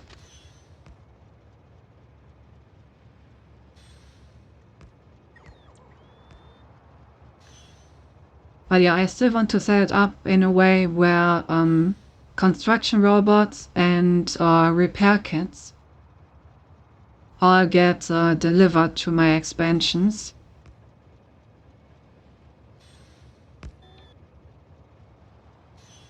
So that I don't have to do the thing that I've constantly been doing on the other, like, little base. Which is that I need to constantly drive there and repair it if it takes damage. I want to completely outsource that to robot labor.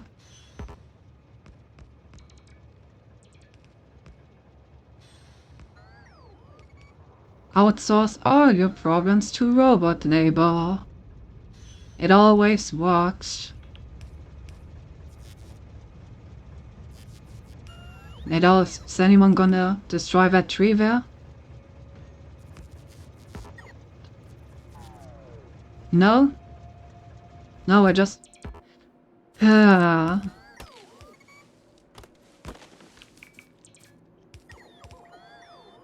My god.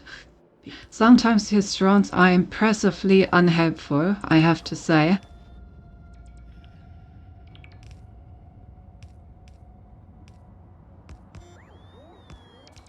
Which should be rather difficult given how useful they are. Just like Cynthia, I mean, what? Excuse me? Huh? Did you say something, Howard? So anything you want to say?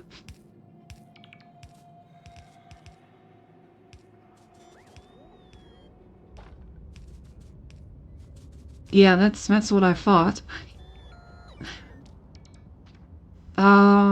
Right, I also still need to clear these trees to make sure that my flamethrowers don't turn into an ecological catastrophe.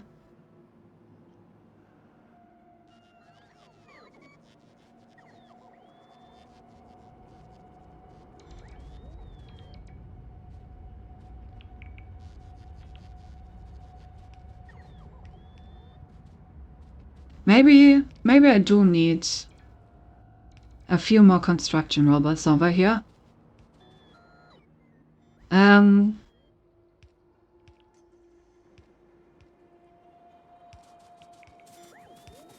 Let me finish the rails so that we can easier go for supply runs.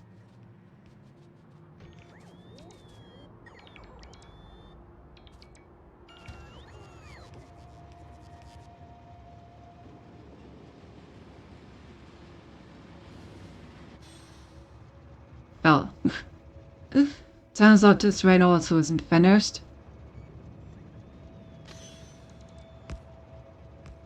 No, it is.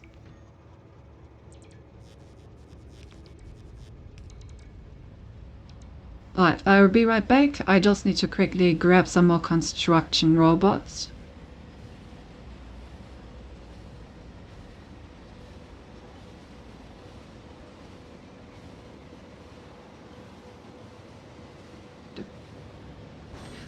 God damn it.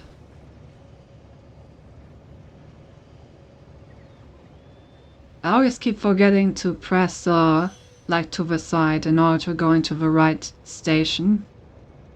There we go. Let me quickly repair the thing that I just crashed into. There we go.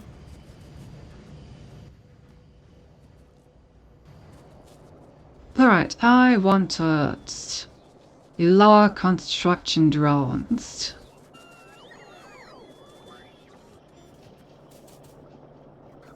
It does not seem like we have any just lying around. So I'm gonna have to look for a robot part with some in there. They probably are either on this side, since this is where I was building stuff last. Alright, so here's 8. It's like a full extra 10. It's only 1. Here's another 8. I think I would like a full stack or some if possible. Ah, it is possible. I have found a full stack of them. Okay.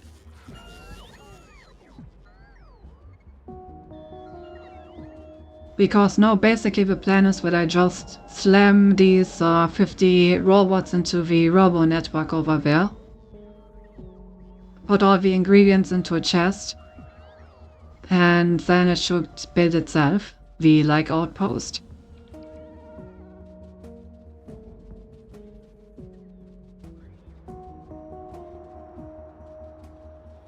So yeah, that's the plan. Is a good plan, I know. Listen, thank you.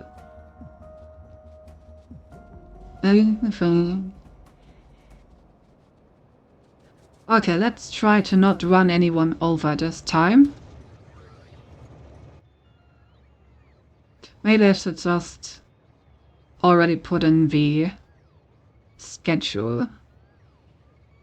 So this one. And why is this inaccessible from the current position? Should be accessible, by all means.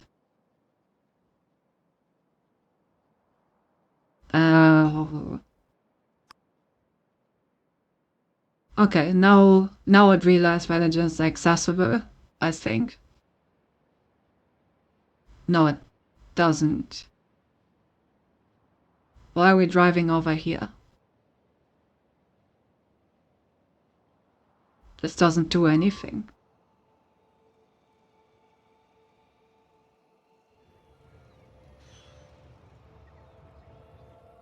Okay. What now?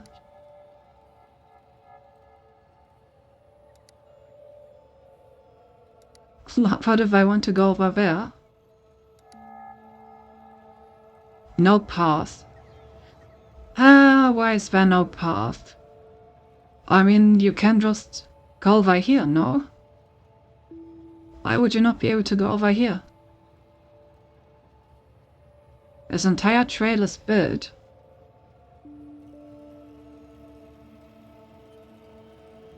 Like, I will literally be able to drive there by hand, so what do you mean, no path?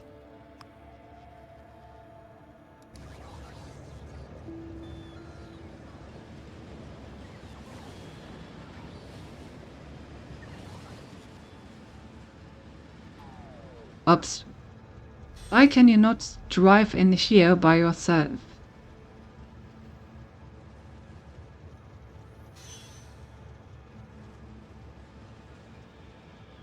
Like I can do it. So why can't you, train? Why can't you?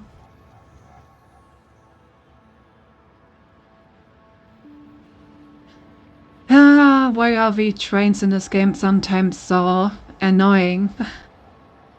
Just not trained to do that. But it's so simple, it should be trained to do that. Here, and now we're at the station. I don't understand what the problem is.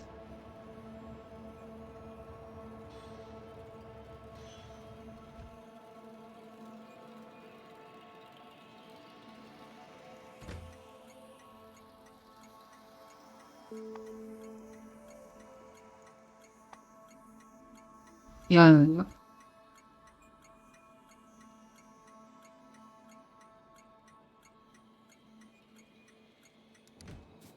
Very strange.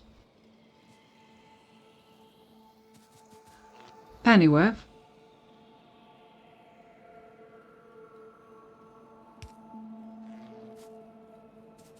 Let me connect this, then we throw the construction robots in here. And then we put a storage chest down. Put like walls in there, put this in there.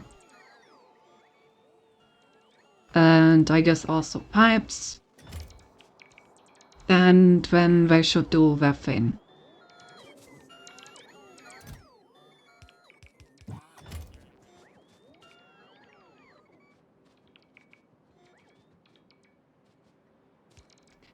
Which gives me some time to figure out why this is not working.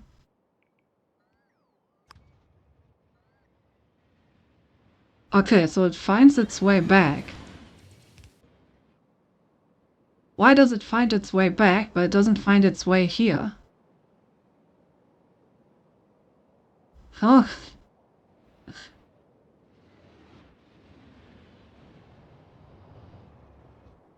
Is it maybe because this train signal turns this into a one-way track? Is that it?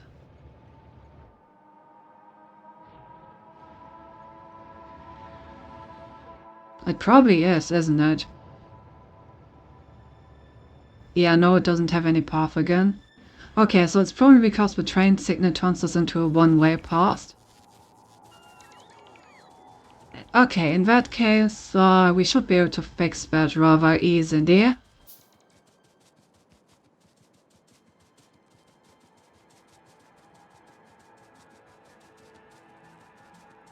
Oh, yeah, let's also collect all robots on the way, I guess.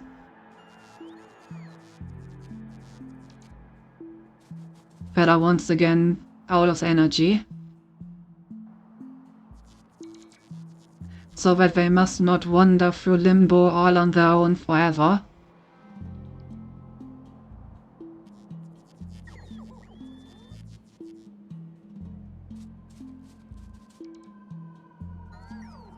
I like how the inertia just like declining. On a decline. Because the space is being steadily constructed.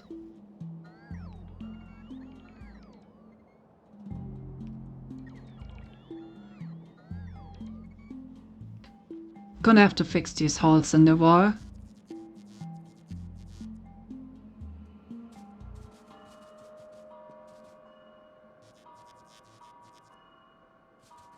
Right, seems like we have recovered most of our robots. Okay, there's two more. Let's quickly collect these as well.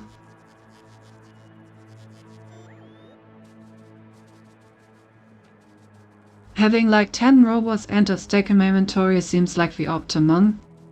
Because that means that I can always put a stack of robots into a base that I'm constructing, while also always having like the 10 on me that my armor can use.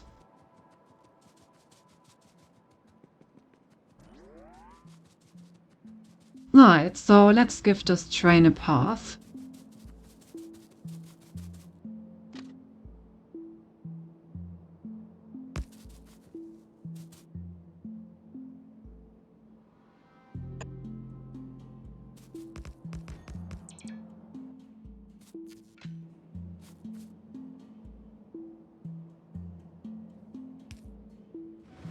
There you go.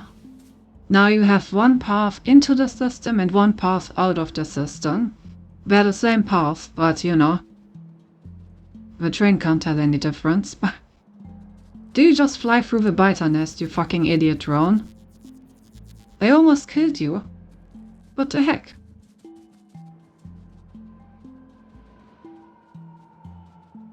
Yep, now it's speeding back and forth. Let's see if we can catch that train. Yep. So let's add some weight conditions.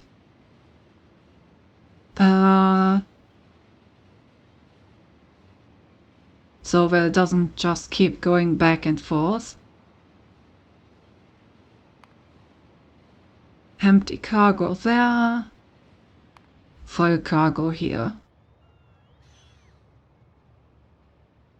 Alright, there we go.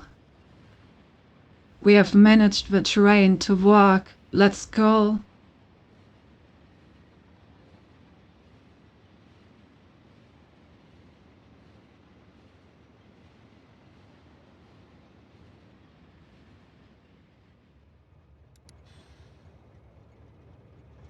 Okay, so now it should wait here.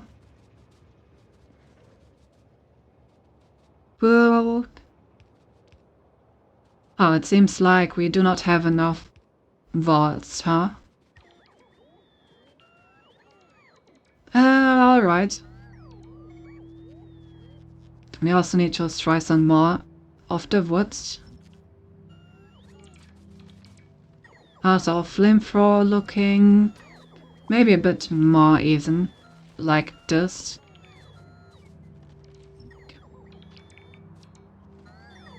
That way these flamethrowers should be all non-problematic.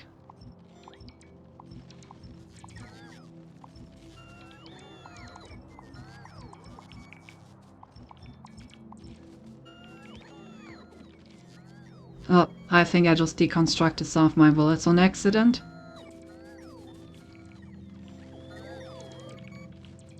And yeah, I definitely need a lot more vaults. Also, looks like we need more flamethrowers and pipes as well. Anything else? And electric poles. Though I think I have just sponsored the missing electric poles. So yeah, mostly pipes, flamethrowers and vaults, from the looks of it.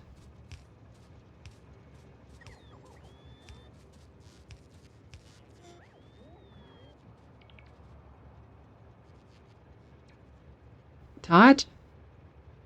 Let's get those, I suppose.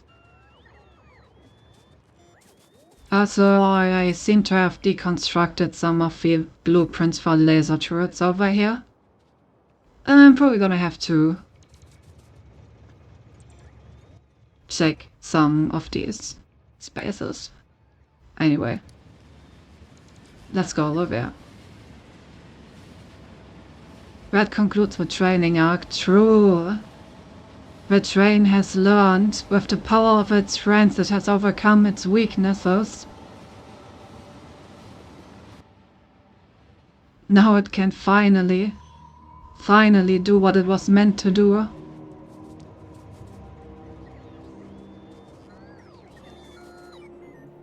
Alright, so more flamethrowers. And lot of wards. More wards may actually be the most problematic because we don't really have a steady income of stone currently.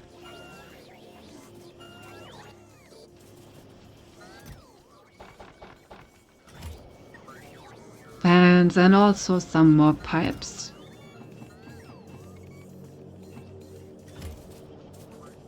Okay, that should be everything.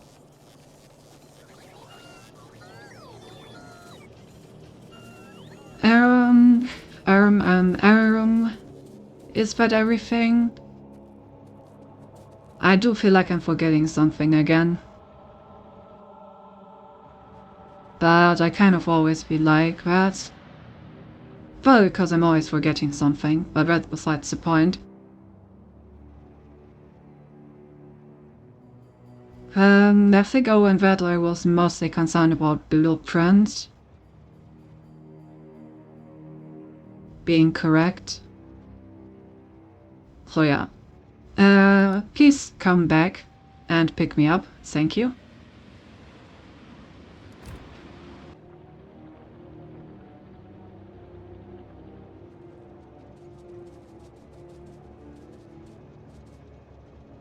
Get my pickup service.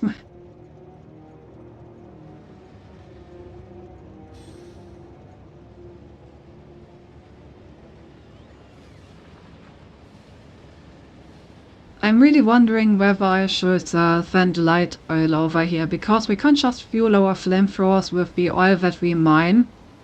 But it's not as efficient as sending light oil over here. Light oil would need an extra train part though.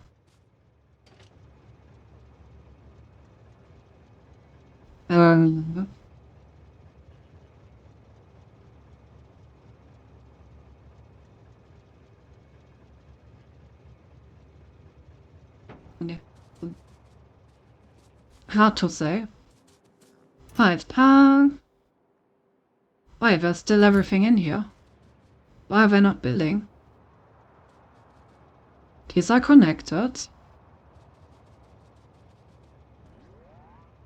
Oh, I guess they did build everything now. Alright. Guess we didn't need pipes and flamethrowers after all, just molds.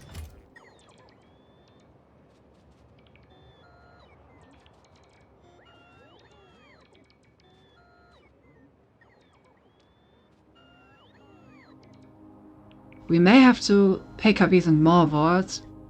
Seems that I have severely underestimated how many wards this takes.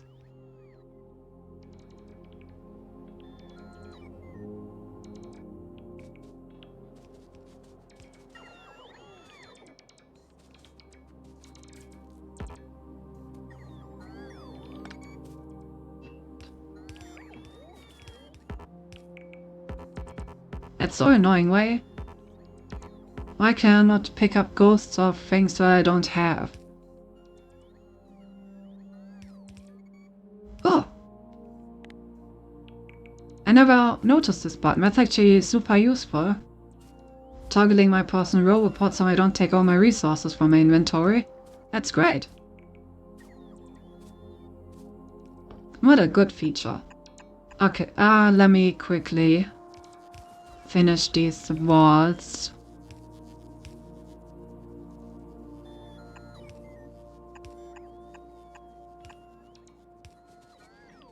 Because when we made that design we had like a cliff in the way, which means that our blueprint is actually not perfect, so it would be nice if we could finish this base over here and then make a blueprint off of what we built.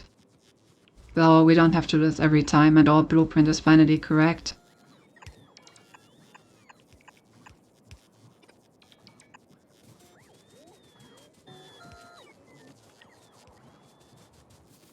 Otherwise I will have to fix this every single time we use this blueprint. And no thanks. Don't want to do that. Okay, so I think the wall should be fixed now. We can get rid of this one, that doesn't really look very useful or nice. Okay, so the wall is complete now, so the only thing we have to need to correct is this part over here where I accidentally deleted some of the laser turrets.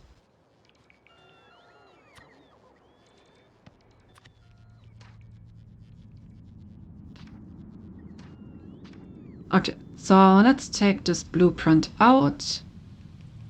Then let's make a new one that actually includes the corner up there.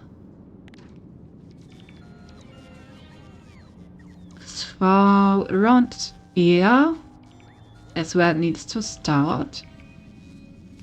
And it needs to go up until here. And then I don't want this, I don't want these, I don't want this. And then I think the blueprint should be perfect like this, right?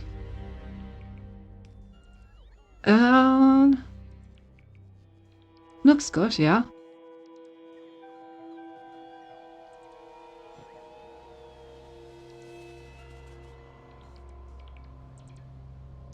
It does seem to align perfectly. Yep. So then I can quickly put that here in order to replace the shadows that I deleted. Nice.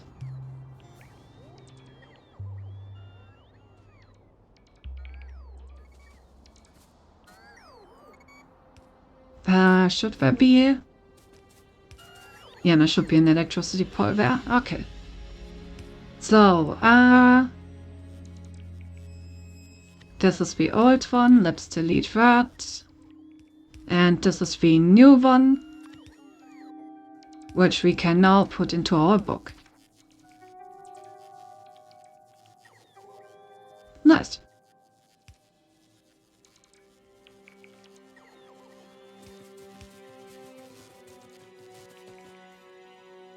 Three, 4, 5, 6, 7, 8, 9, 10, 11, 12. 2, 3, 4, 5, 6, 7, 8, 9, 10, 11, 12. Yeah, okay. That should fix the blueprint. Okay, and the base seems to be basically finished except for the thingy throwers, obviously. The, not throwers, the laser cannons, because I can't actually build those at the moment. But once the base starts working, the oil that we get from it should allow us to also put all these leather turrets in here. And then the space should be quite well defended.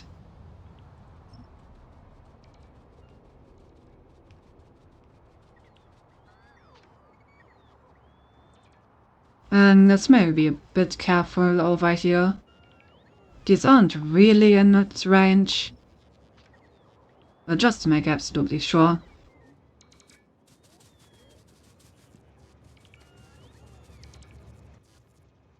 Okay. Also, I have decided we are in fact gonna add a fluid wagon to this. For light oil.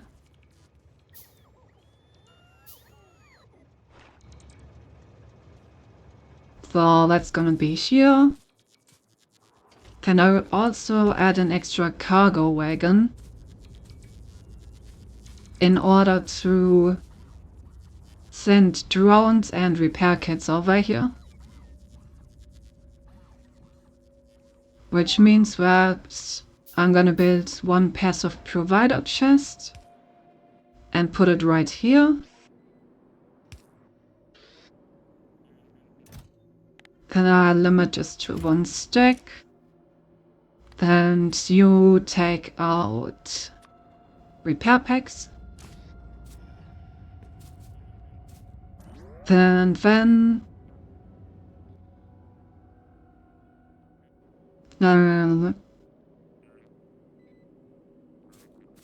how do we get the robots into the network?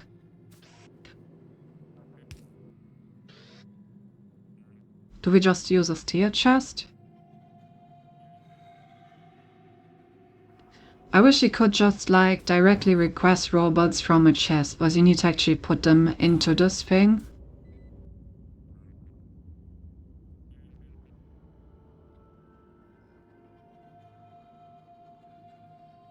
I mean, I guess we can just put down another freaking robot for that.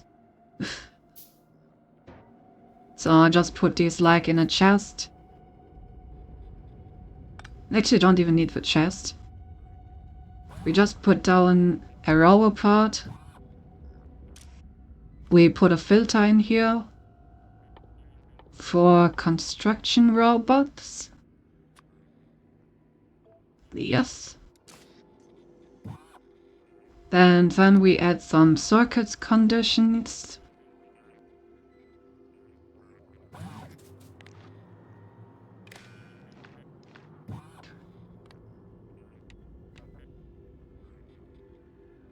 Available construction bots.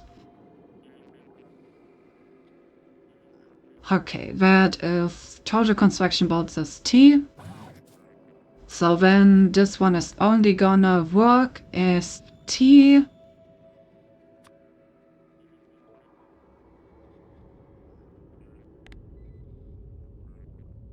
Why does it say T50? Because... okay. It only works if T is smaller than how many bots do we need in this network? Honestly, not a lot. I think that 10 would be more than enough to just do repair jobs. So yeah, I just want 10 robots in this network at all times. Okay. So as long as we put the stuff in here, then that should work. Then we now need the pumps for the other two.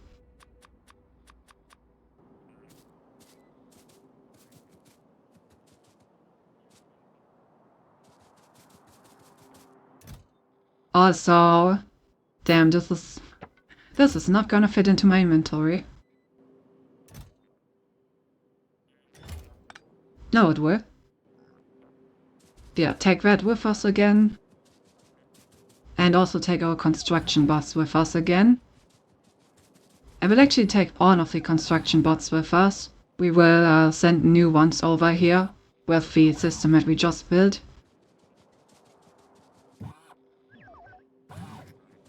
Okay. My pumps are done. So, why does this thing actually on the station exactly? I hope so. Because this will need to like line up properly. Okay.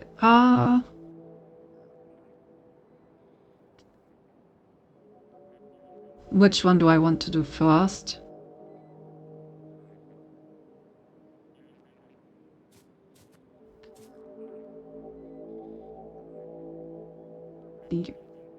I guess like this. Okay, so these three pump out, there's gonna be the light oil for the defenses. And these three pump in, that's gonna be the oil.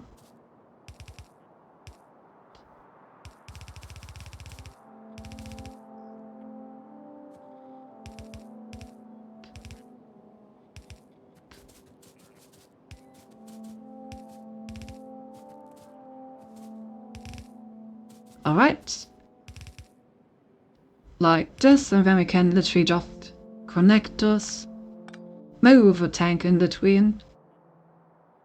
One tank. Like this. Perfect. And that's pretty much all there's to do here.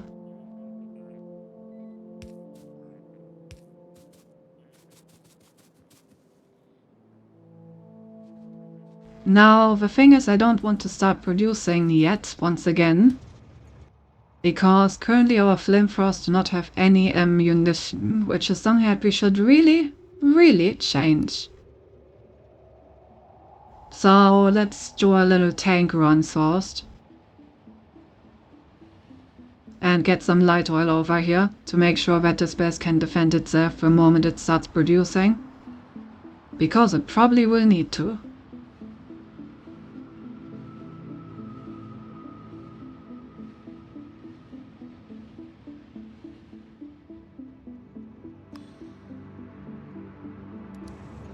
Alright. Oh, whoops. Yeah, so next problem, I didn't build a train stop for something this big. Oh, can I still fund into and out of these? No. No, I cannot, so we need to rebuild this.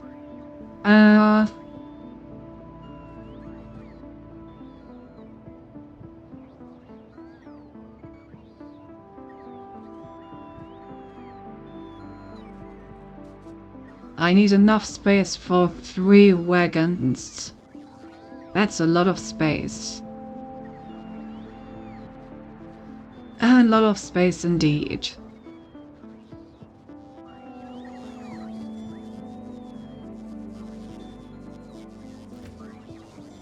I guess I may actually have to do something like this.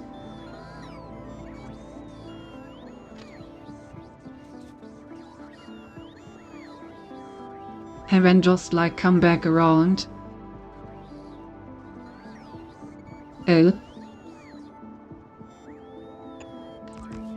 So something like this.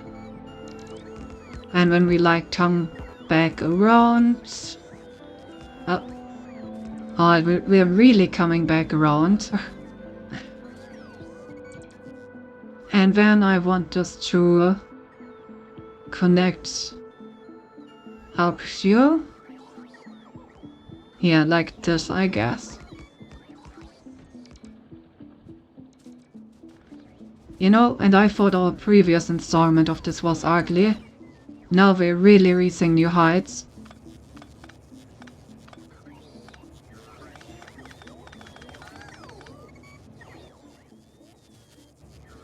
Okay,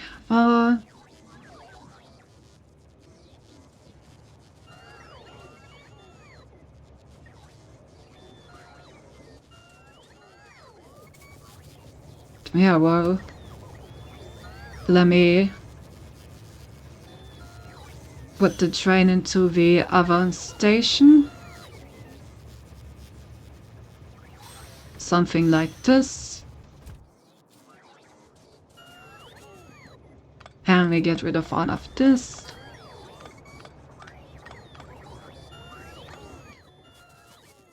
Rebuild the station over here. This seems like a fine place. Make sure that we are aligned. That also means I need to get the coal over there. That shouldn't be too much of a problem. I keep picking up logistic robots by accident.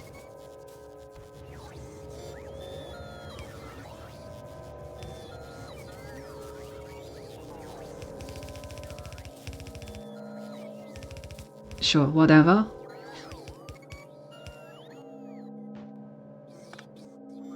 The tree can have its little space there, I guess.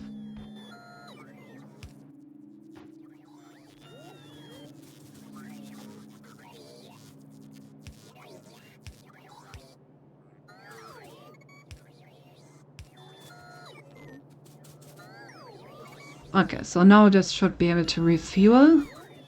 No? Oh, it's just for out there.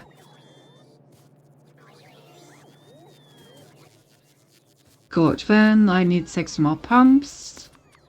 Actually 2 more.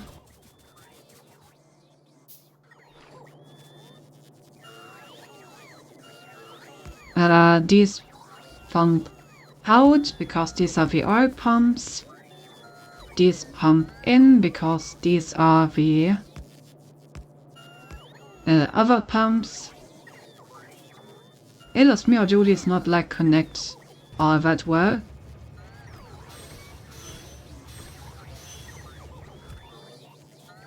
Ooh. I guess let's power them. Do those connect at all?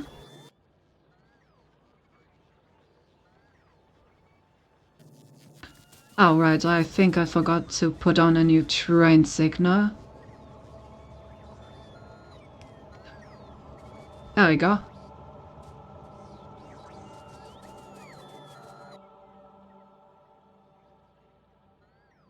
Alright, at station, this is called Dannyvost. With we're also gonna have to be more specific when it comes to our cargo now. Because we're gonna have multiple things here. Okay, so to be honest, wait until has cargo, not has cargo.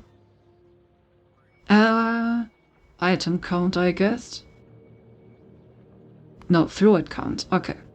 Fluid count, crude oil equals 0.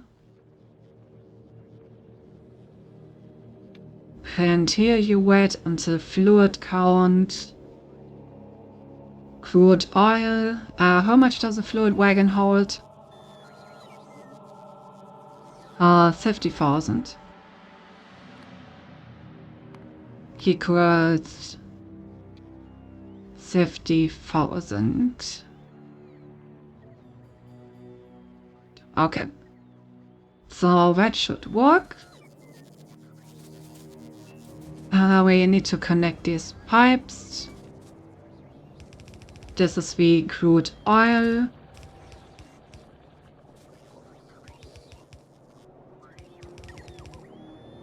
So I'm gonna connect that to this. Nice. And then we need to get the light oil over here as well.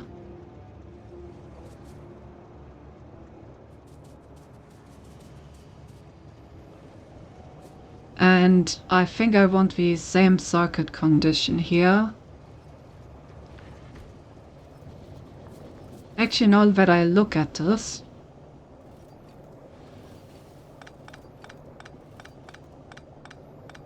I think I would like to go through this tank at all times. Like this. Okay, anyway, I still need the circuit condition.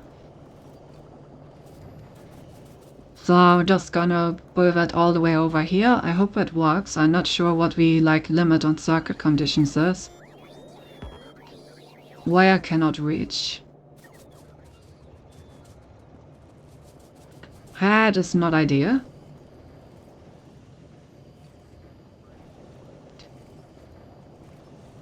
Can I put this on how do I get that over, Griffin?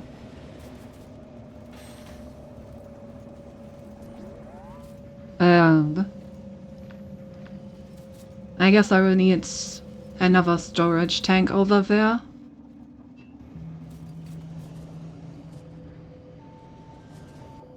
There's gonna be some serious spaghetti. But we love spaghetti, right? I love spaghetti. Spaghetti is very tasty.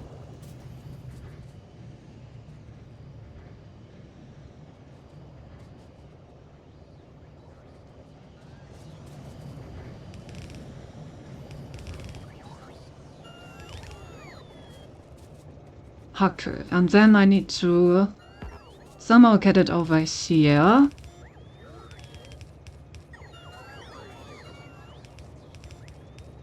Something like this, maybe.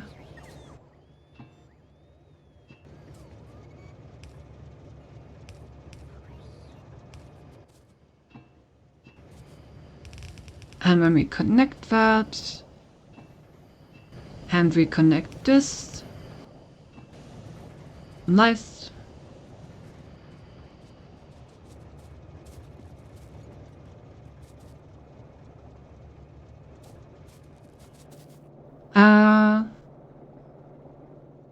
These are not pumping in, which is slightly concerning.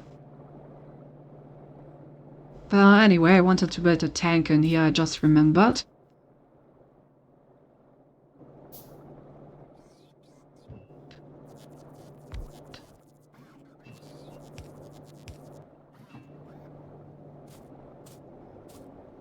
Okay. Now why does this not work? Let's see if it just doesn't fit in here properly. Once it comes back, it should properly park in the station, so maybe then it will work.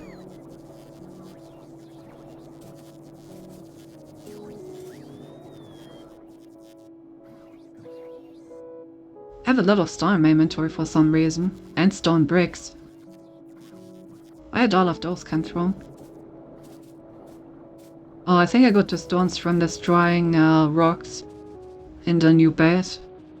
God, this train is so scuffed, man. Oh, it looks terrible. I can't wait to rebuild that once our coal over here is run out.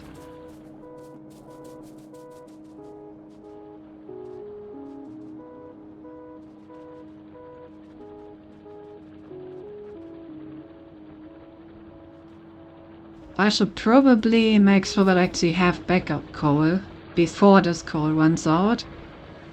Because once it does, it would be problematic if I didn't have any.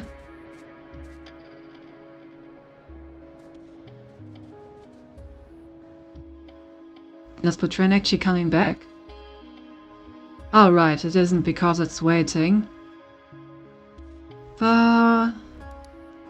Please come back, even though your wake condition is not fulfilled, because there's no oil yet.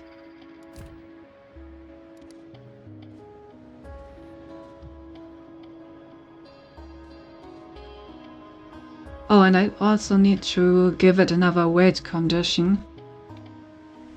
The passenger present. To make sure that it doesn't immediately run off again, you know?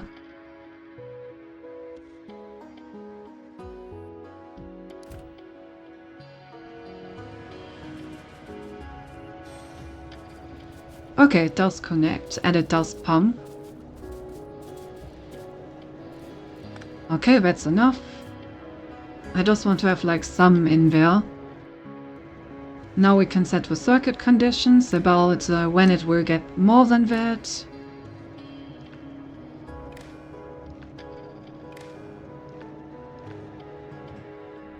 Read content, exactly. And your only work is the light oil. What did I set it to? I think I put it somewhat high over here to make sure that the base only gets 13k.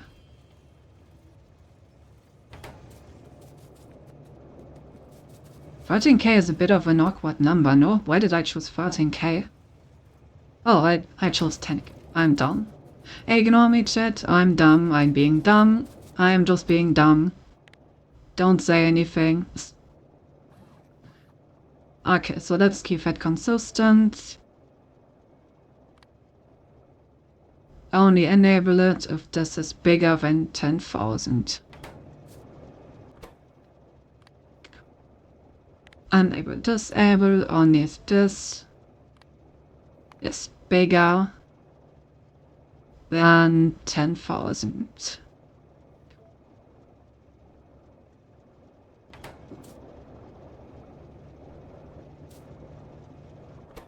And you as well, enable disable only if this is bigger than 10,000. And now I should be able to do this. And we will keep pumping. But we will only keep pumping until now. Yes. Oh, it's also full. So I can't even test. This figure 10,000. I'm just gonna compare. Oh, I can't access it from here. This bigger 10,000. Okay, yeah. So now it has the same settings. Nice.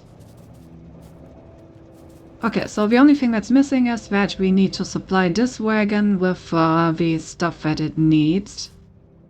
So let's get to request your chest.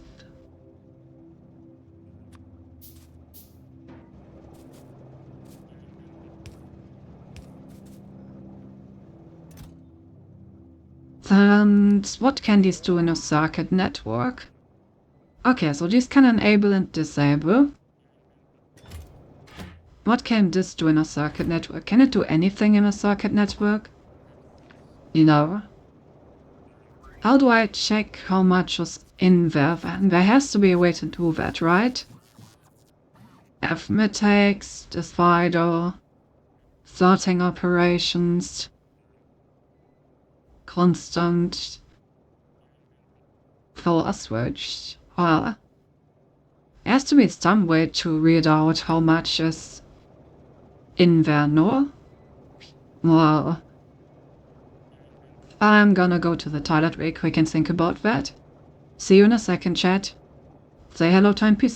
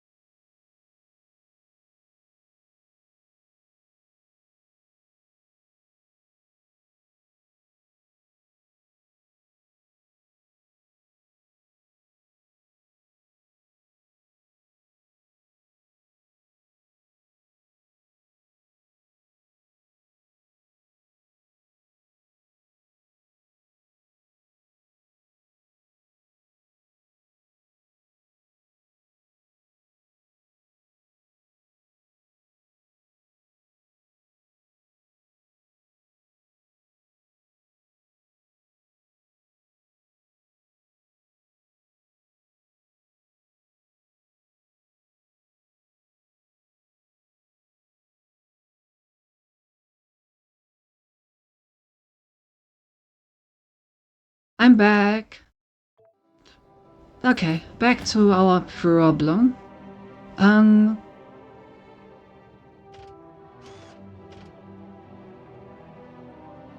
assume I cannot there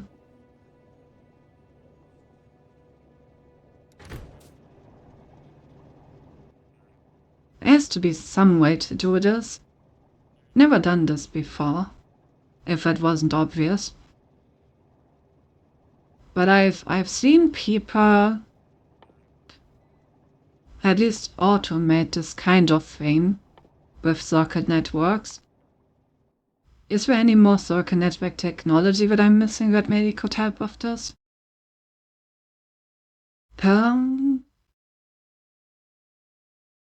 Any more circuit network research? No? What is that? Rail support foundations. Interesting. The epic quality.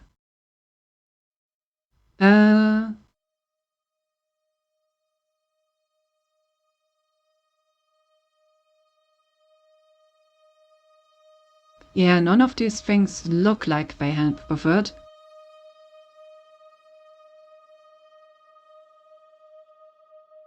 Wow.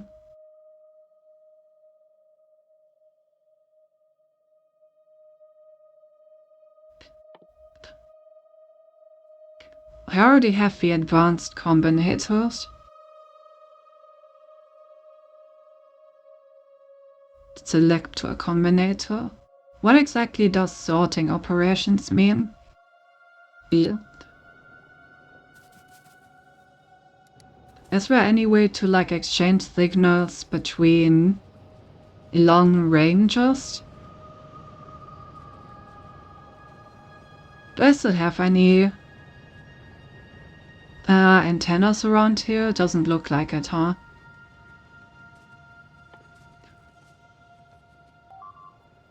I assume that the radars do not have this functionality, but I'm just gonna build one to see if maybe I can connect that to the circuit network and it allows them to like read signals from somewhere else. No, I can't even open that. Alright. Oh.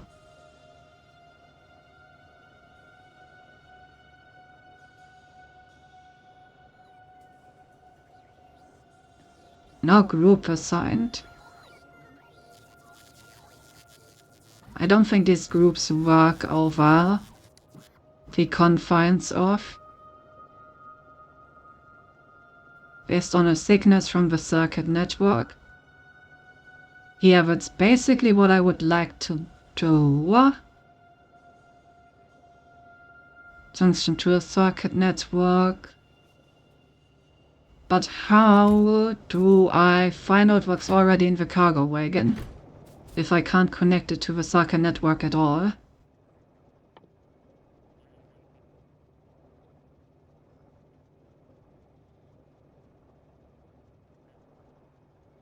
Maybe I just need to like find out what I put in. But then I would also need to track what I put out, and the stuff that I put out is on the other side of the map.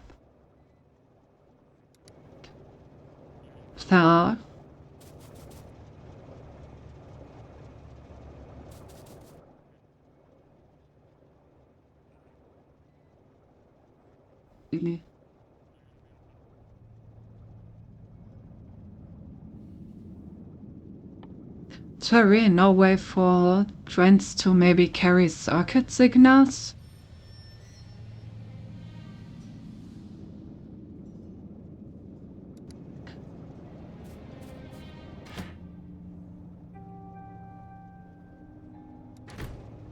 Let's see if there's anything in tips and tricks about this. Copy paste trains, rail tossing out trains, rail building, train stops, signals, connection.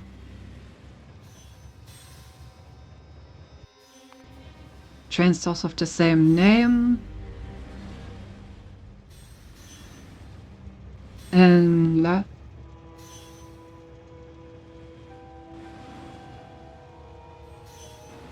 now that's not really what I'm looking for. Neither in the circuit network. Tooltip.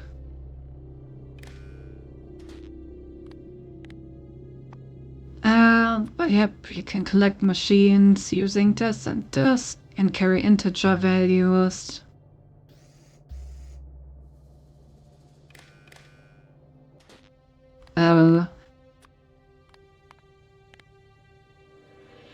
There's not really a lot of information here about the circuit network.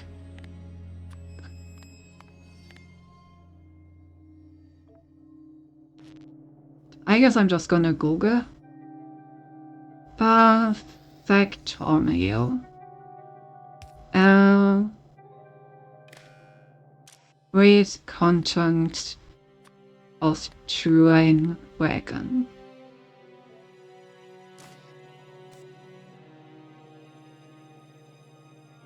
Well,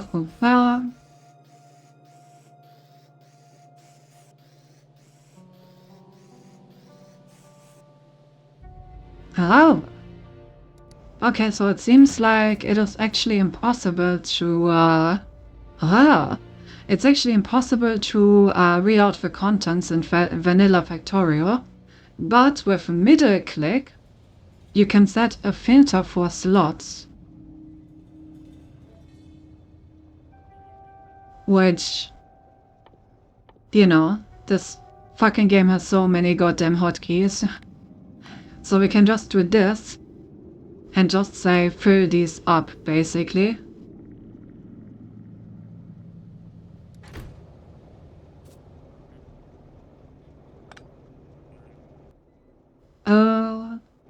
So then we probably also only need like one chest. Then this chest can just put all of its content in here, and it just requests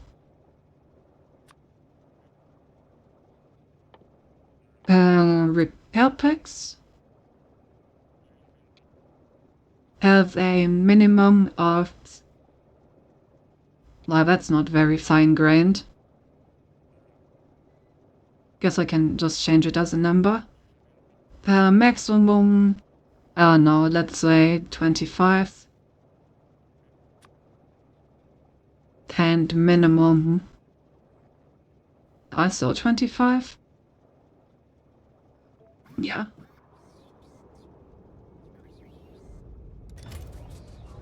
How are the logistic requests over here handled? The ones where I set automatically? I've never actually set these by hand. Okay, it just says 5 and infinite, for example. So I guess I don't really need to set the upper limit, since it's only going to be filled to the lower limit anyway. That makes a lot of sense. So let's put this to infinite and put this to... Actually, I think 10 are enough. I doubt that it will ever use or... Fuck it, it's not like these are expensive. I shouldn't be so greedy. Let's just say 25. Where I am gonna be greedy though is... construction robots. Because these things are expensive, so let's only buffer like 5.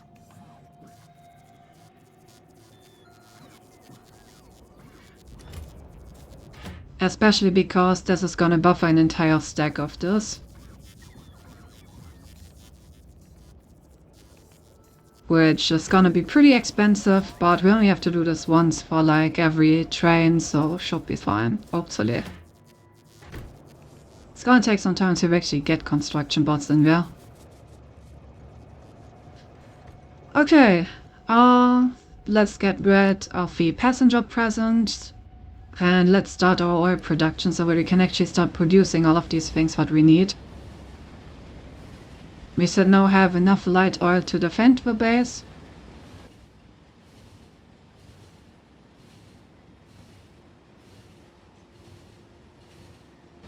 And with a bit of time we should also have enough robots to repair it.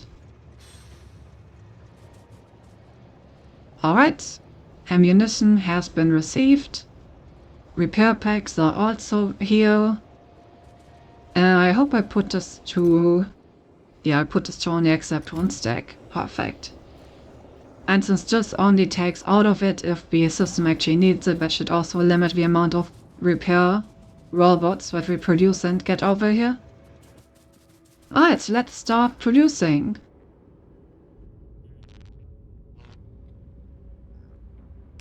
Bop.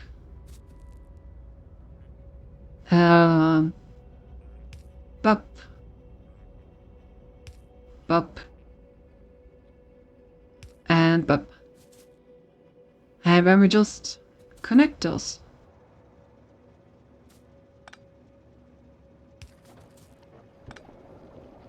Like this. And I should put all our methods of... I should also put some tanks here so that we can buffer this.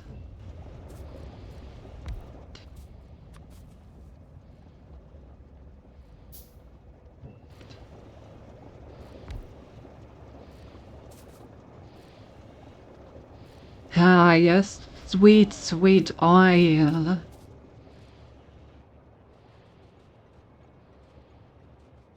Alright.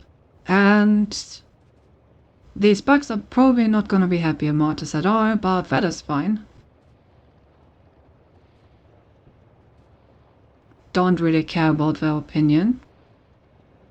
2 tanks together will be able to buffer a full train full of fluid, so that should be more than enough buffer.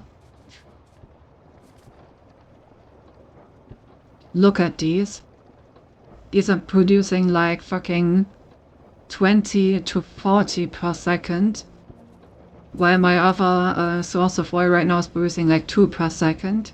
Like one single one of these pump jacks is outperforming all pump jacks on my other oil platform.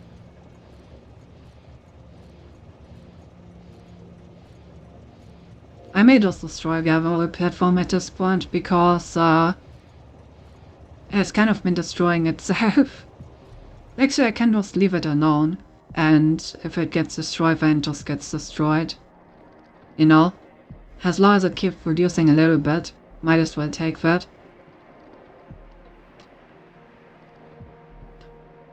No one's forcing me to repair it after all. And it will give us a nice bonus.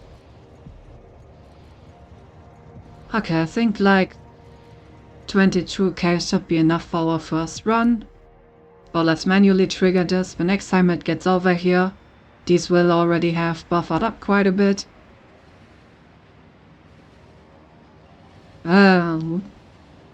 Let's get this oil home. We will finally be able to use our factory again.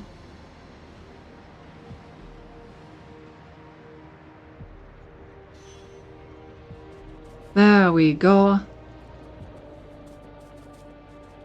I do have an oil buffer up here. Oh, yeah. More than enough oil buffer.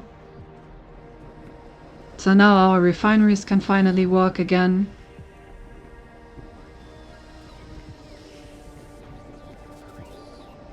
And we will finally have resources again. Mostly we need a lot of light oil and petroleum, but we've been missing for a while now. And once we have that again, we can start producing batteries again. And I think the frames were also missing something. Not quite sure about these, maybe it's just very slow. Definitely still need to produce more robots as well. Oh yeah, now we're definitely producing some batteries again. And with these batteries, we will be able to produce more laser turrets and finish all of our buildings that we wanted to do. Oh. It's not looking good for our brick production at all. We're actually out of stone completely, so that's probably our next project. Setting up a stone base.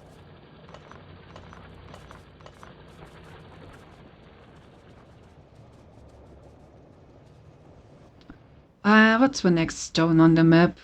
This one, huh?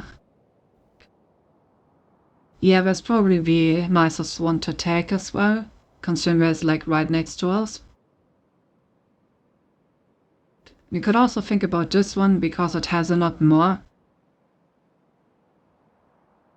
That would require me to set up a bit more of a complicated base, while this one is like right next to me. So yeah, I'm just gonna take that. We may also need to start scanning for some more resources if this continues. We're running out surprisingly fast, again and again.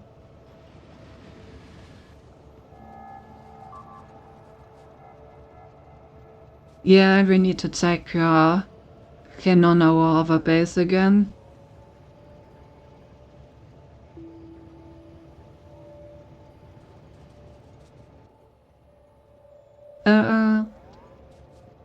Yeah, let's... How about we make sure that our other base also is properly defended from now on? So once our iron train comes back, I'm gonna give it another wagon. And we're gonna do the same thing we did down here to automatically deliver repair kits as well as repair drones.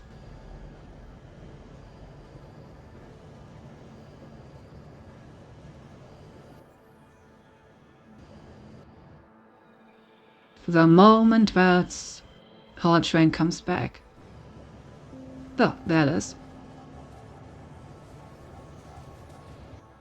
Alright, let's quickly put this to manual so it doesn't just drive away. Then get ourselves a cargo wagon.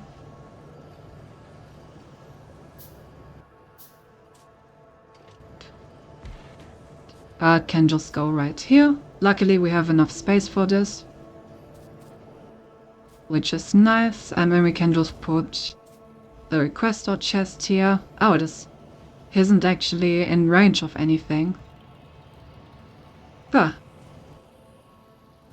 alright, guess I'm just gonna put a robot here. We still need to go over the park placement anyway. Alright, so one for repair packs, one for drones, and nothing else. And no, not filters. Instead, we want to request repair packs 25. And we want to request construction robots 5. Alright.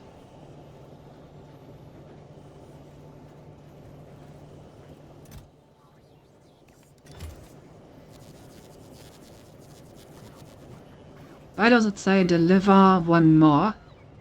Is that also the case over here? Oh yeah, it does. I guess the logistics network just automatically puts in one extra. Interesting. Anyway, so that's that.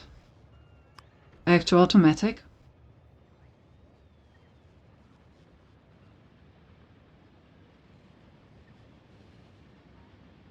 Alright, I forgot that I put this thing to also always run if there's a passenger in there. That's pretty useful in this case.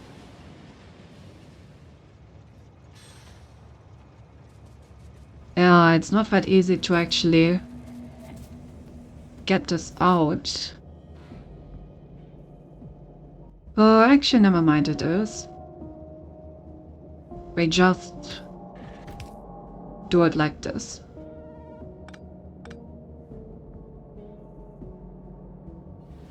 And when this is still connected, we can put the passive provider chest here. This one is going to take the repair packs. Exactly one stack of them. That's how I did it over here, right? Yes. Then I need to sadly fit the fucking roboport in here. Which is not gonna look great. But is necessary, I'm afraid. I hope this actually fits. How far do these red conveyors actually go? 1, 2, 3, 4. Okay, so this would be enough for the... Okay, we only go 2 further than the amount of space needed for the roboport, so we may have to do a little bit of some tricksing here.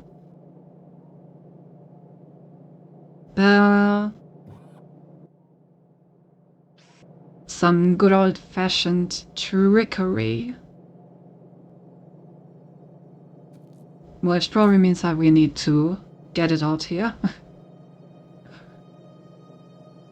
And then we need to somehow put it over there. Not an easy task. Especially because my pipeline is also in the way.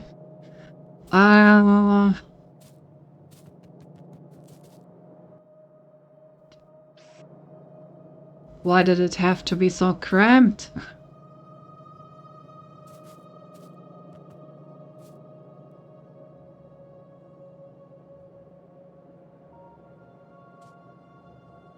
If I knew this, I would have made the uranium stuff differently.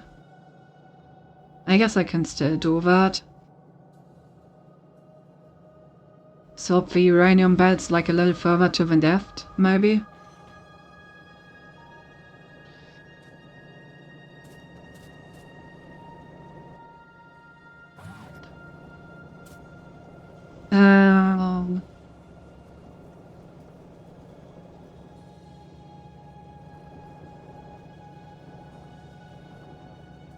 Yeah.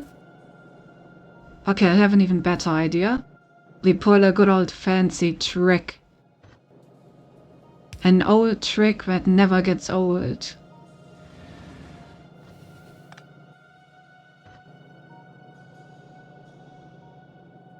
Okay, so this is the amount of space that I can get over here.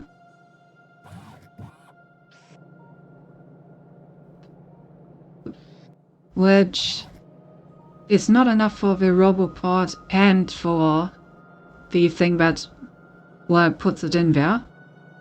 But what we can do, there's gonna be, that's a dumb solution. What we can do is we can put the Roboport here.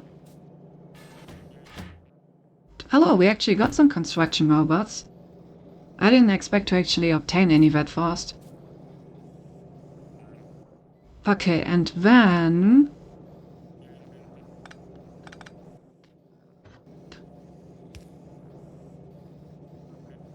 we do this and this. And do this curse construction, which just, you know, swaps around a little in order to get there. Right, and this one only takes construction robots. And is also only enabled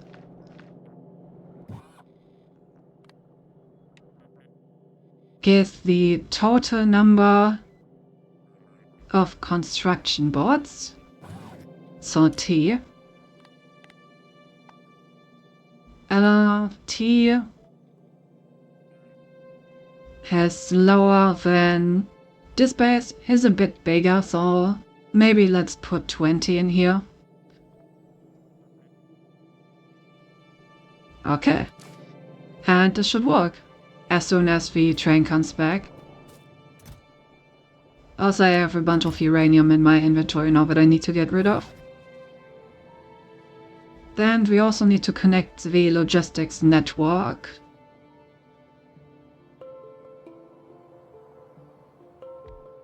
So let's do that.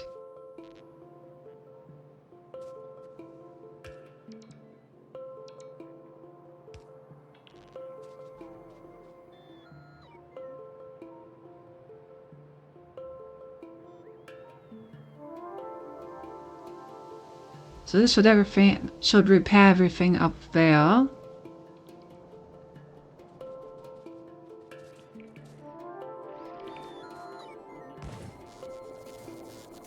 Oh, I also left some walls here, back in the day.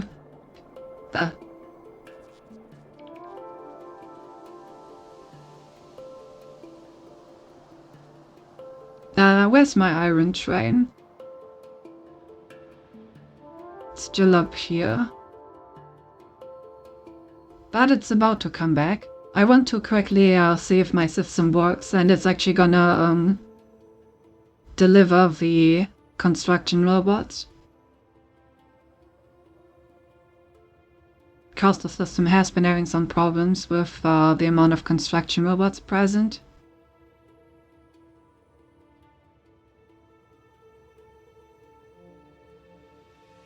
I'm just going to trigger it. Those like 200 iron that we're not getting over here right now won't make much of a difference.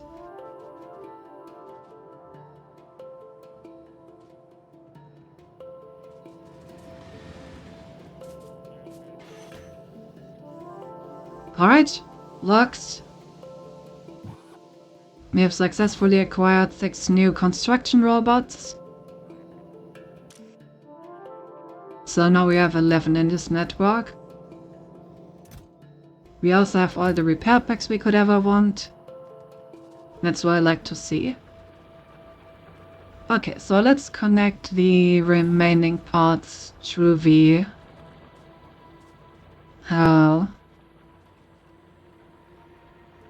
to the network over here that are still missing. I think it actually only needs to be in the green network for it to work. Well, maybe that isn't the case, because the stuff over here is not being repaired right now. Which means that apparently they're not exchanging robots right now.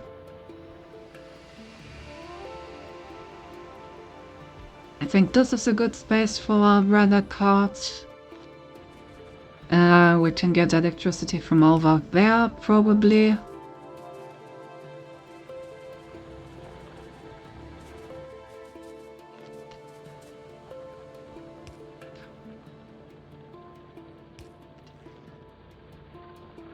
Alright.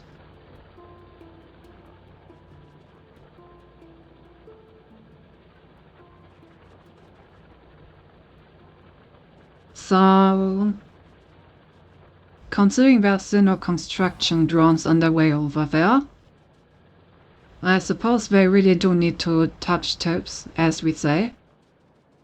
Don't worry about it, that is a very professional way of saying that we need more robot cards. It's always used in this business, trust.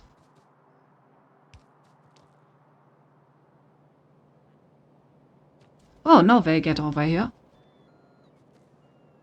Okay, so even if the robot doesn't have any energy, just the coverage is already enough to get them to, like, come over here and repair stuff.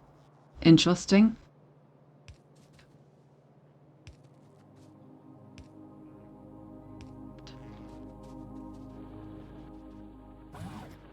Okay, so that's defended as well now. We need one down here, definitely.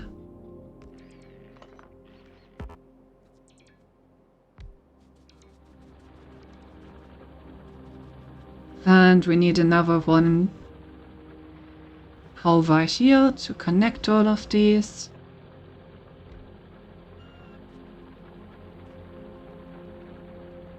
And then maybe just like one in the middle here to like tie all of this together nicely. Okay, and now you can already see that the robots are like flying over there and getting ready to repair everything. I'm also gonna quickly power these.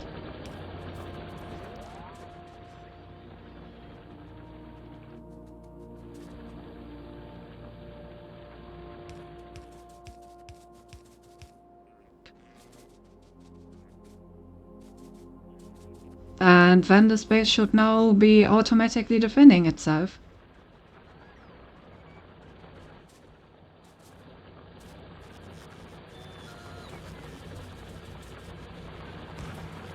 Just gonna quickly replace the stuff that has already been broken. Oh. Why is this not being replaced? I have walls in my inventory.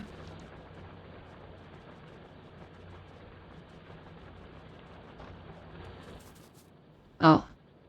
Seems like I confused the little guy. Whoops.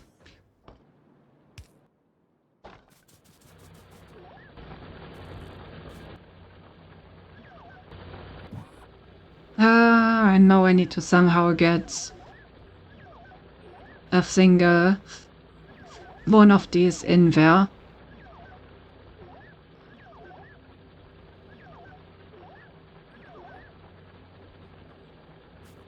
Perfect.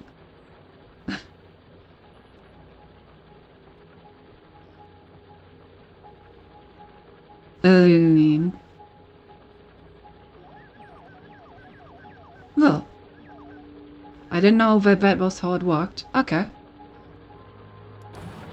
Nice.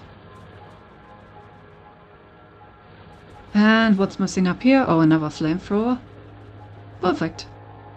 So now we're also no longer seeing all the alerts for the space stone here. Because the space stone here is now going to do its own thing without me having to worry about it. I love that. Because I hate worrying about bases. What's my total coverage? Okay, basically all of the walls are covered. The only exception being these over here. I guess just for completion's sake I can put one more row of art down there. It's not like these are that expensive.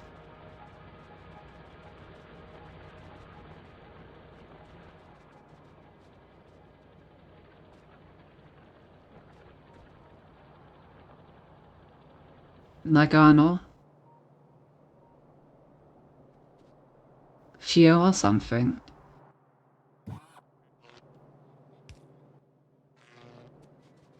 Okay, now the entire base is covered by the robot. Meaning that as long as there are repair packs in here and any robots in the network, this base should not fall.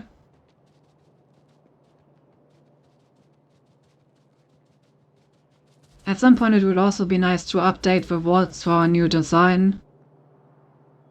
But I don't know if that's really necessary.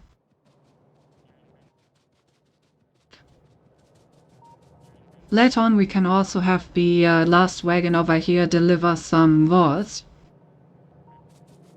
So that there are always some replacement walls around as well.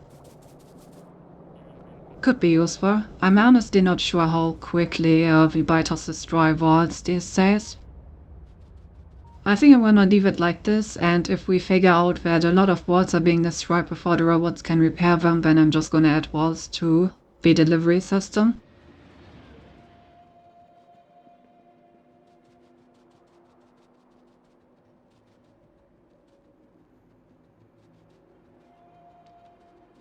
Alright, getting the stone over here is probably our next priority.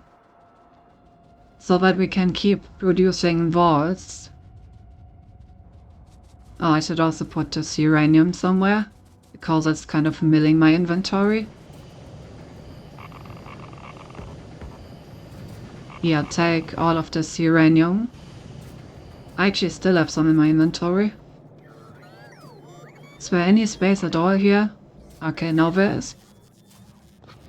Let's throw the remaining stone that I still have into our stone furnaces. In order to produce as much stone as we possibly still can.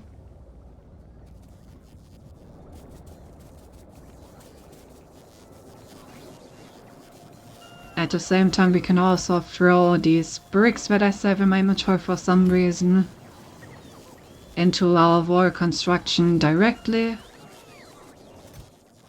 Okay, we are starting to produce some new laser turrets, that's nice. I assume that means that our wall over here has been finished. Beautiful.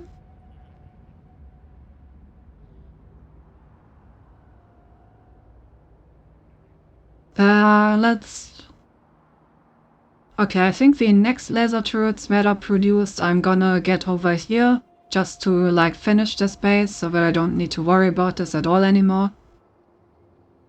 Because once this base is once this base has laser turrets, it can basically just stay like this forever. I'm never gonna have to touch it again. So that would be nice. In general, we are at the point where we can now start to like build everything in an efficient manner and in a manner where we don't need to worry about it anymore. I don't want to do anything. I want everything to manage itself, and at this point. So automatically repairing our two biggest outposts is already a great step towards that, because now I'm not gonna have to check in there anymore, at all basically. How many energy turrets do we have? 9, we're gonna need a lot more than 9. Oh, I even know how many I'm missing, because it's exactly all the remaining things ready to build, 74. Honestly, I may want to limit these to 2 spaces each, because 2 spaces are about what I need for a new base, so that way I will be able to build a full new base in one go.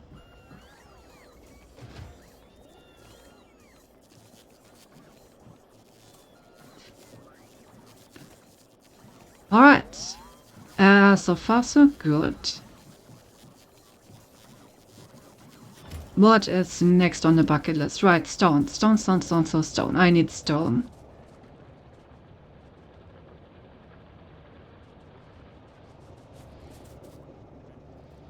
actually need stone pretty desperately as well. At least if I want to continue having vaults. Well, it seems like a pretty cool thing to have. Damn, this really is like right next to my base.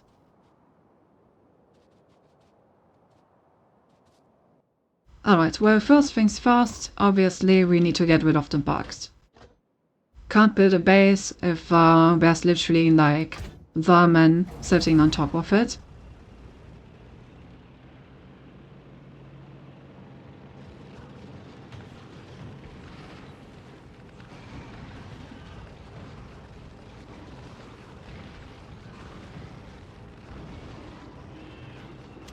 Alright.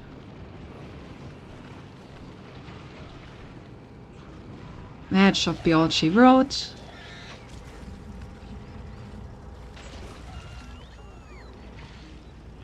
Yep.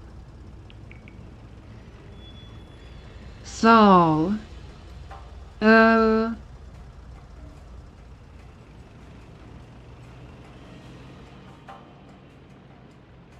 mean, I'm seriously thinking about just including this into my big base instead of building a train at all. But since if this runs out, I will need to get my stone from somewhere else. Maybe I should set that up immediately.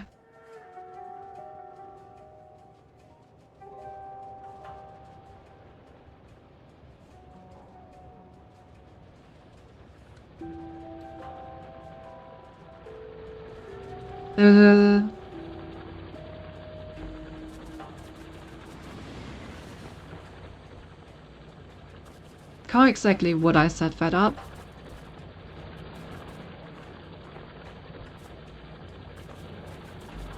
Also, let me do a little bit of restructuring here.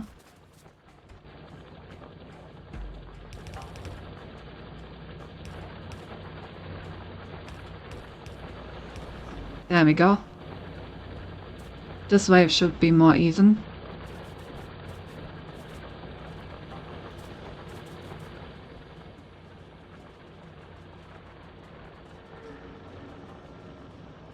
Ah no, I don't really want to build like an entire new train station for like stone. When it's not gonna be permanent anyway. Like, we needed the oil pretty desperately, which is why we had to do that now. But everything else... Do we really need stone that desperately? I mean, obviously we need it for walls, which is like the one big thing. So without it we won't be able to like continuing our base over here, which is a bit problematic.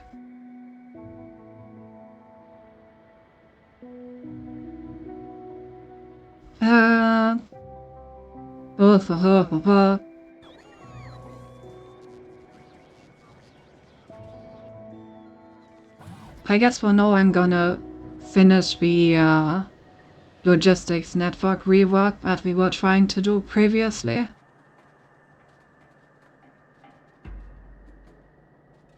I still don't quite understand when these connect with each other and stuff.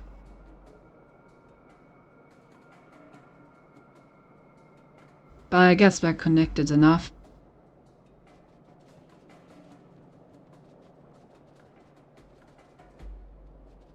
Okay, basically I want all of these to be spaced evenly. Because then that is gonna be our like new grid that we work on. So, let's start with this one over here.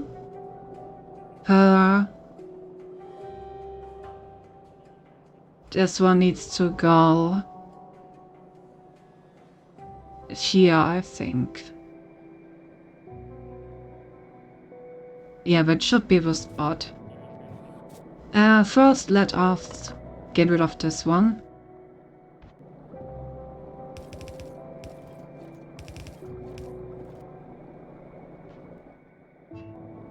Of course, like, restore all of the stuff that it blocked before.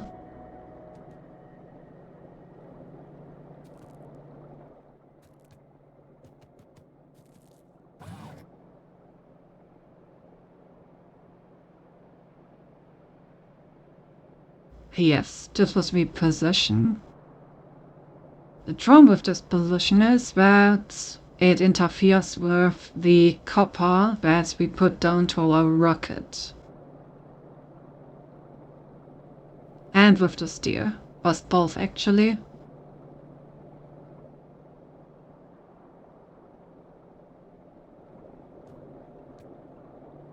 Well, it can never be easy, can it? Okay, so, I mean, this has to be shear, so I'm just gonna force build it. And then I'm gonna start, like, worrying about how exactly I'm gonna do the rest.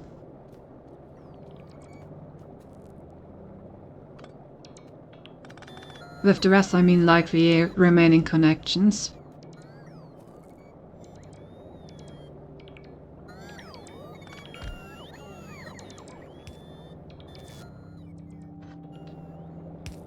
Can Yeah, I can. Okay, so let's replace that. This gives us a little bit more breathing room. Then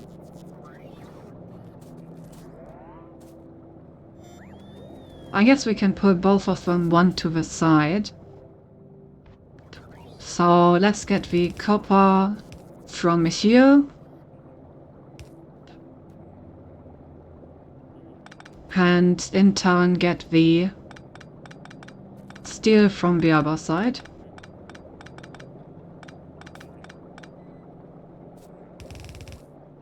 Like this. Okay, this would be a bit easier to connect, I think. Okay, so the first one is copper, the second one is steel. So if I do this like this, then I can actually fit the steel splitter in here. But that is not enough. Okay, that means that if possible, I need to put this one back by one.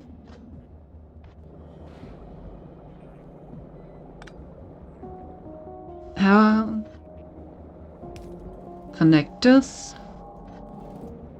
So that I can put the splitter over here. Because when we have enough space to let this go through there, then can put this down here, put this... Oh, no, this is the copper part. Put it down here. Okay, so the steel is connected again, the coal and stone is connected again. So now I just need to get the copper down here. Which means that we need to somehow get it in here, so they can then go down there.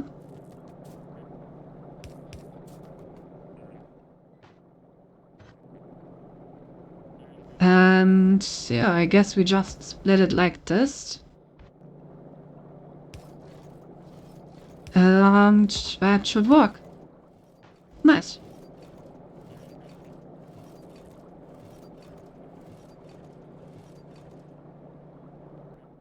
Alright, and of course we also need to actually give this thing some electricity. Sweet.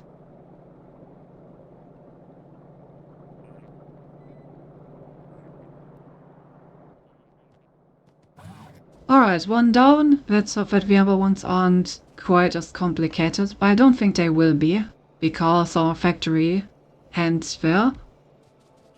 So the remaining ones would be much easier to replace.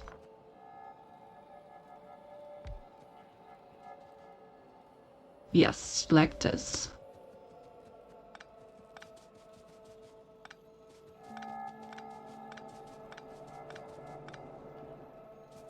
And then these need... Oh, actually I guess I could have kept that and just done something like this. Doesn't really matter as long as we get electricity from somewhere. Okay, so now these are nicely spaced. I wish you could see the spacing on the map, but sadly you can't.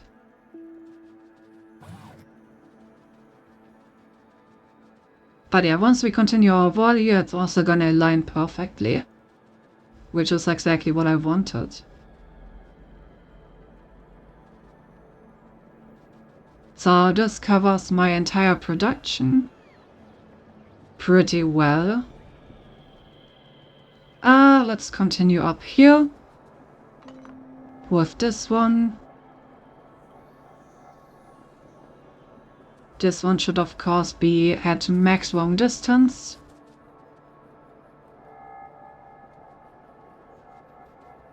So I guess these ones will also be replaced once we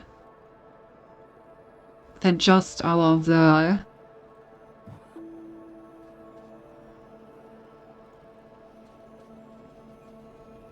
That reminds me, how many thingies did we produce? Oh, and also reminds me I forgot to fix the pipes over here. Now that we got all of this one closer, no reason to not also get the pipes one closer. There we go. Okay, so how many laser turrets did we produce? 20. That's not a lot. Why are you not working? You're missing batteries. Why are you missing batteries? Because it just takes time? Yeah, it seems it just takes time to produce enough batteries.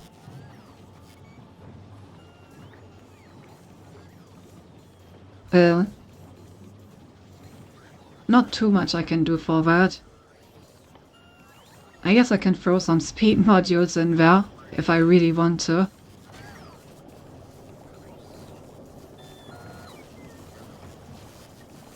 Make it work a little bit faster.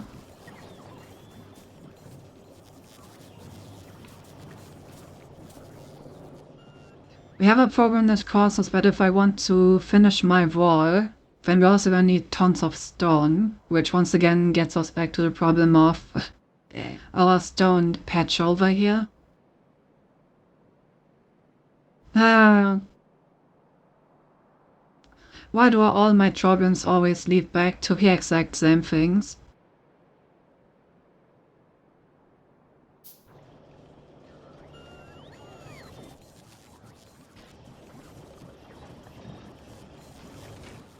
Alright. Now they're producing a bit more batteries, I guess. It's still gonna take a pretty long time until it's actually capable of doing what I wanted to do. Why is this empty? What was on here? Oh, right, stone bricks. Okay, sure, let's get that stone, I guess. What's going on over here? Oh, it's up here.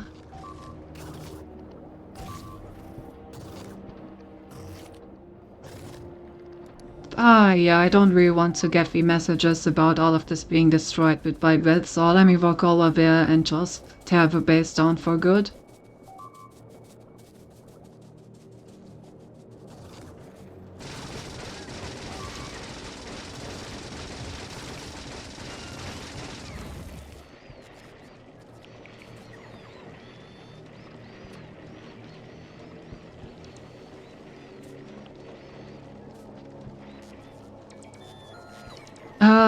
Yeah, these all don't really produce that much anymore. But they still produce something. Chad, I'm so greedy, man. I kind of want to keep them around just to produce the little bit of oil that they are producing, you know? Cause it's free oil. Ah, fuck it, I can stay around for a bit longer.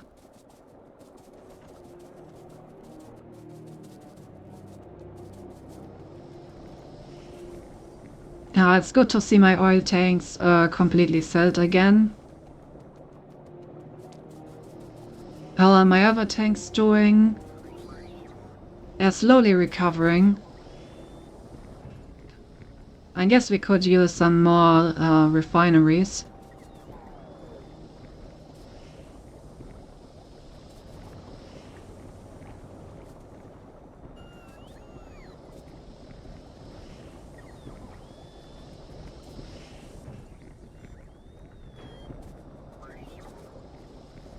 Since our oil cracking doesn't really seem to keep up with the demand. Alright, let's build some more refineries. We did build this in a way where we can just build some more downwards. That was kind of a plan of this design.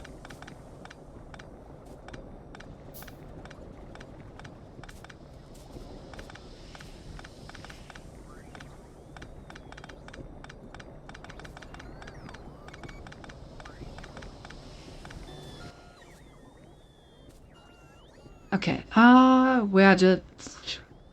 Ah, there. Didn't I build more than one? Let's build two.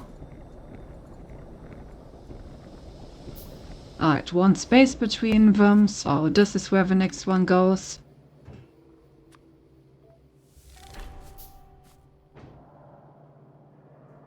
Oh, HRV to flip entities. That's an interesting tip. Also, let me just copy this setup. Actually.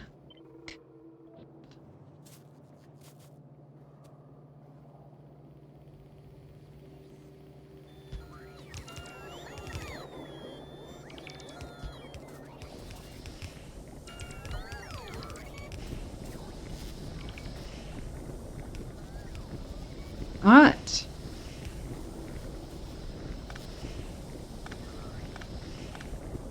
Now we just need to make sure that all of this connects again. So this needs to connect to that. This needs to connect with these.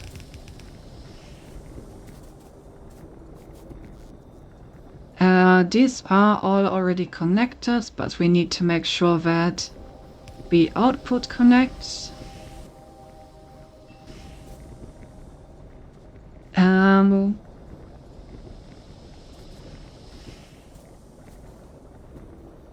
Same goes for the heavy oil.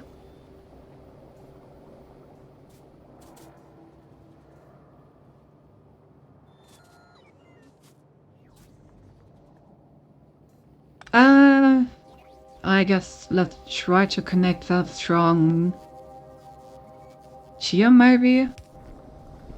Yeah, that works. Nice.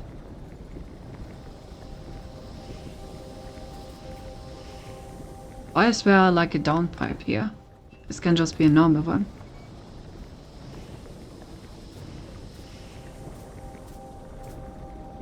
Okay, so all the outputs are connected, but I still need to make sure that this stuff here actually gets any water.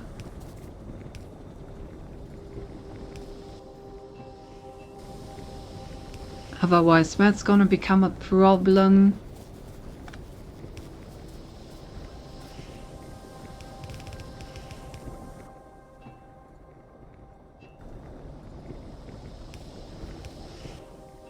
Okay.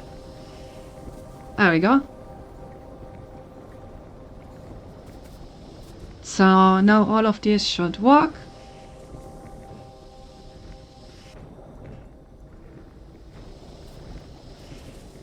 And we should have doubled our oil processing power.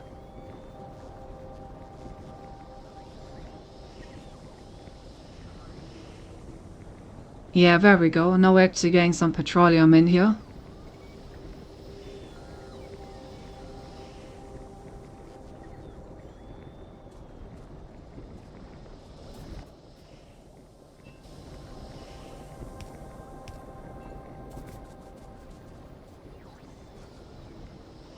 Nice.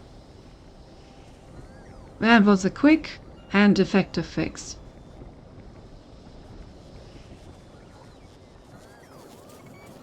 How many turrets? 28, 29.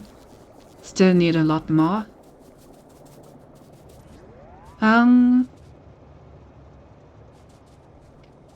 Okay.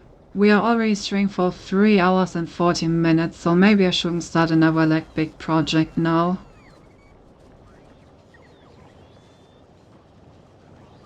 Can't believe it's already been so long. I mean, what have we done? We basically just built a new oil outpost and connected that to our base. Well, I guess also doing some calculations about our future furnace stack. We increased our oil output a little. Oh yeah, basically just got ourselves an oil base and made more oil. More oil, that's basically the entire...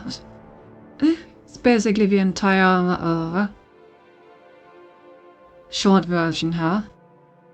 Okay, to be fair, we did more oil. And we also made sure to get the auto repair on our base, which was actually a pretty big change and a pretty important one.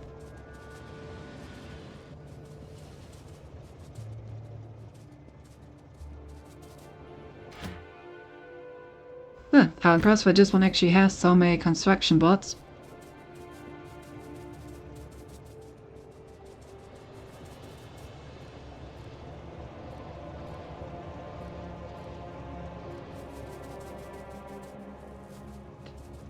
Seems like we won't have to worry about oil anytime soon.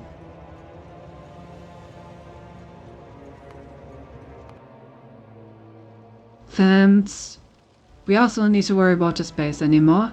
It can now successfully incinerate the bugs and then repair itself.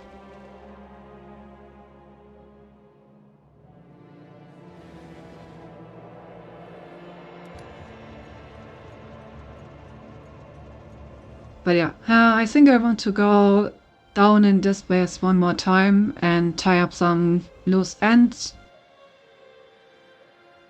And then maybe we'll go up here and start constructing some of these laser turrets.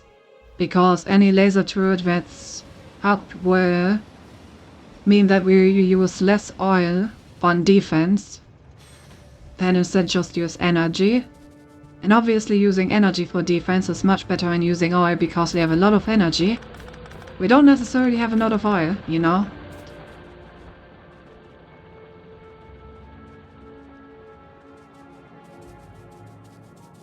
I mean, to be fair, we have a lot of oil, but energy is basically unlimited with our nuclear reactor, while oil does have some limit at some point. Still, that's... neither of the two is actually pretty urgent or anything. Let me also get rid of this real quick.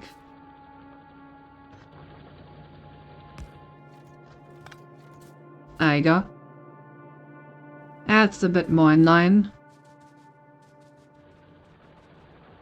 And do I want to do anything else down here? Ah, look at these bugs. Getting incinerated. And now my robots are just repairing everything. Perfect. Perfect, perfect, perfect. I love seeing things that work. Only 3.5 hours. Ah, moving less. Only 3.5 hours, of course. Basically nothing. How's just looking? 14? Okay, 14 is not too bad. It's obviously not maxed out yet, but once we have some more robots in our network, there will be more robots to like ship to our outposts. Oh, then this will be easier.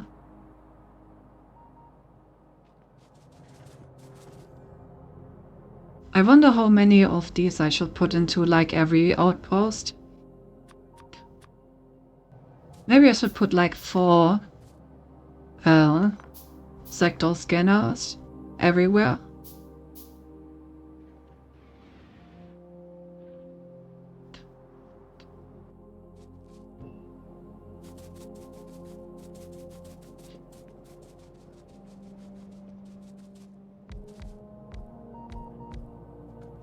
There we go. Make sure that we actually know why the stuff heads around us. Yeah, if it's under 6 hours, it's like you haven't streamed that often.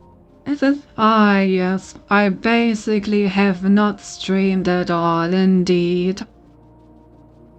Where was the stream? Cinti just didn't come online today. Shaking my head.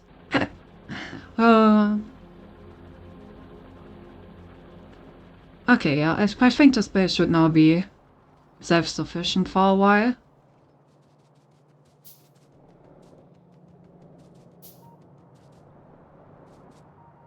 I mean, that happens as well. It barely happens, okay? It barely happens at all.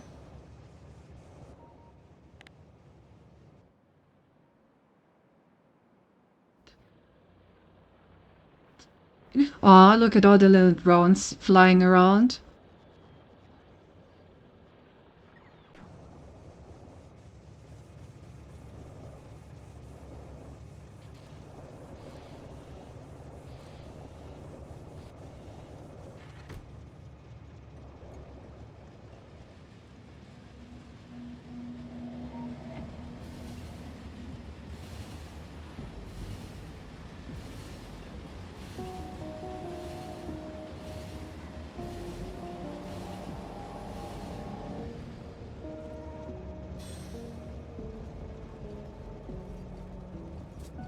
Oh, whoops. I was like, why does it immediately like run away again? But it's because of the passenger present condition. Because I was still in there, I was like, yep, there's a passenger, gotta go. But since it's still full, it will return in like a second and be back. So, all fine.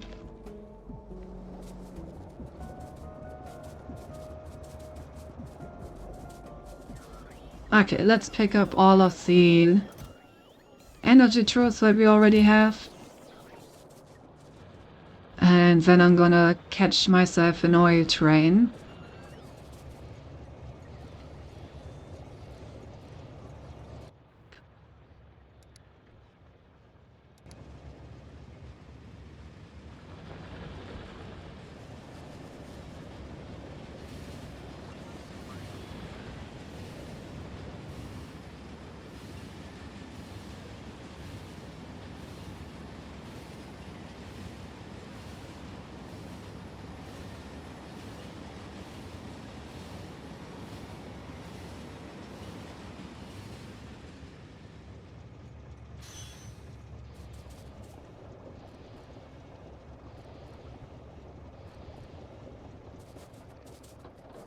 Right, and then we should build the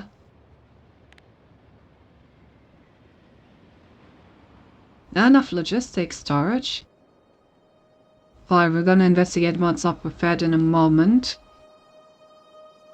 So, where are the bugs gonna attack from the most? Probably over here, through this opening. So, let me build these turrets. Then it's also likely that we're gonna attack from up here. So let me build these turrets.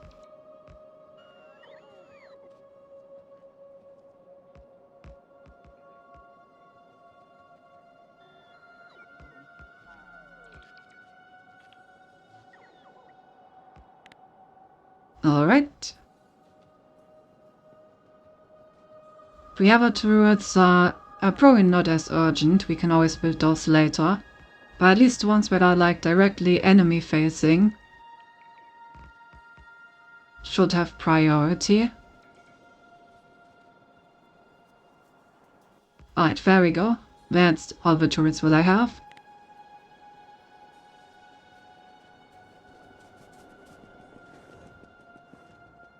That should already keep the space quite a bit safer.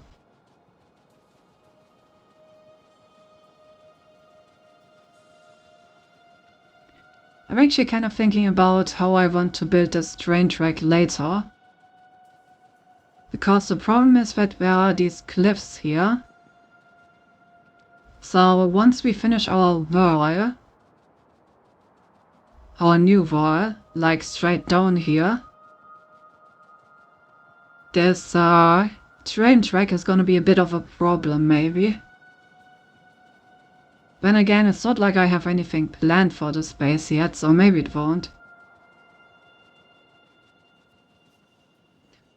Maybe I can just leave it as it is.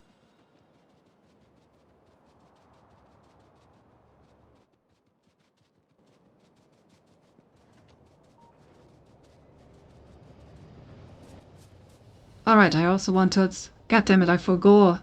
No, I forgot, chat. I wanted to also put some radars into the oil base.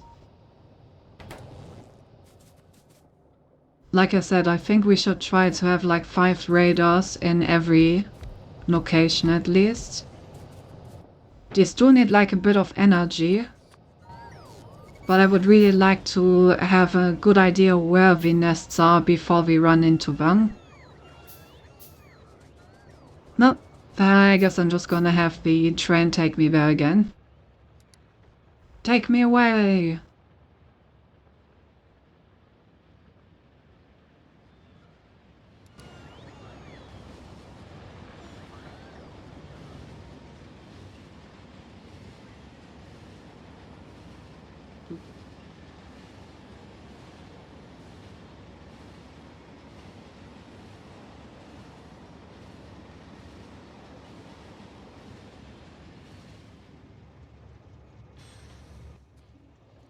Alright.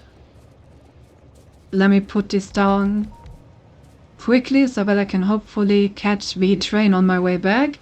Yes. Nice. No walking for me this time. Because now the outpost is actually gonna illuminate the map a bit more around here, since we barely have any idea what's around it. Which will probably also help us find some more resources for later.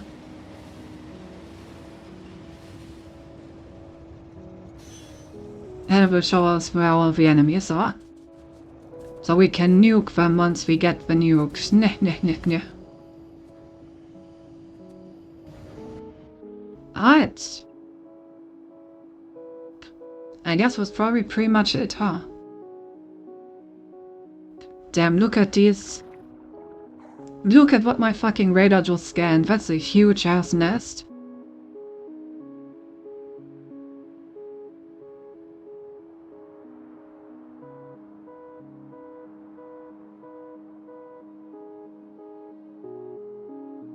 In general, these nests are getting pretty gigantic.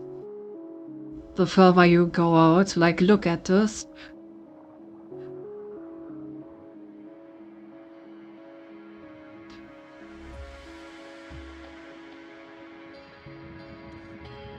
Damn, our evolution factor is pretty brutal.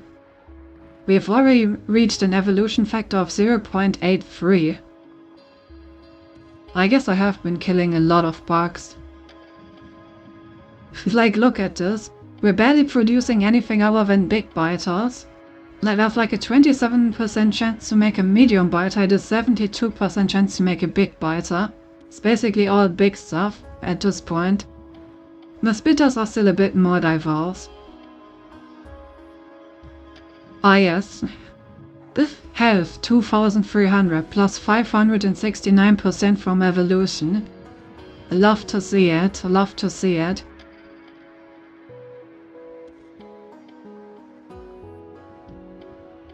What about these?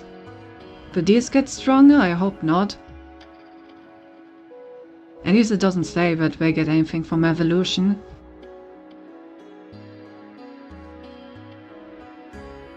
It's nice that we also have like another iron and another copper patch around here. So once we need more iron and copper, we can just take this. And look, there's even more oil. So if this is almost out of oil, we can just take this one as well.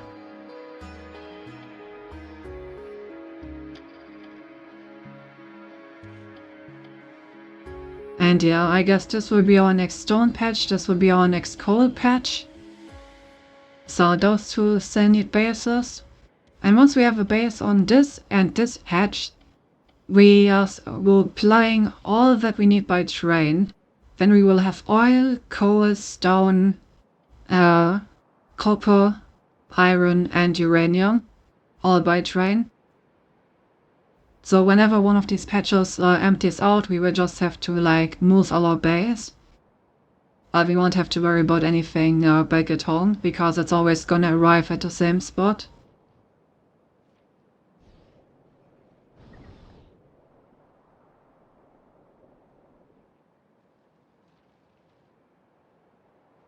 So yeah, at this point I guess we're just kinda waiting for our coal to mine out. It's not quite there yet though. We're also not using that much coal currently.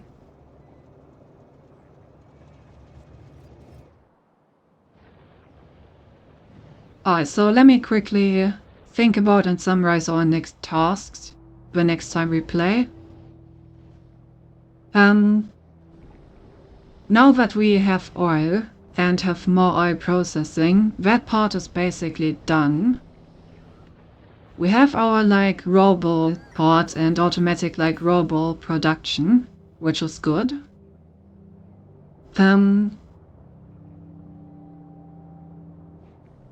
We will definitely need to rework our furnaces into electric furnaces.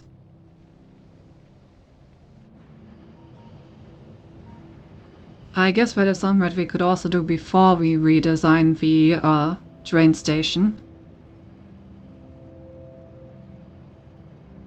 So we could think about putting that next on our to-do list.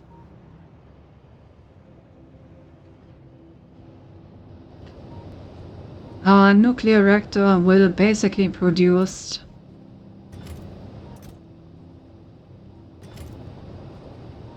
indefinitely, now that we have successfully automated that. But we do need to take care of the depleted fuel cells at some point. And our uranium storage is also starting to get pretty full over here. So we may want to get some Corvarex processes going. Some enrichment. So some minor tweaks to the atomic reactor, some big tweaks to our furnaces.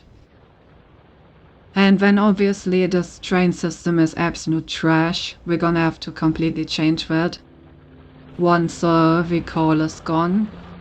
So that's gonna take a moment, so for now it's gonna have to work. The big question is, since the coal is still gonna take a moment, I guess it would make a lot of sense to make a temporary train stop for coal and stone as well. Especially because that means that we actually have coal the moment this runs out. Considering that we're still somewhat reliant on coal to power everything, it would be a pretty big problem if we don't have any coal left the moment this runs out, because then we may not have the resources to build a base on the coal patch anymore. The question is, where would we put those train stations? I already did this atrocity.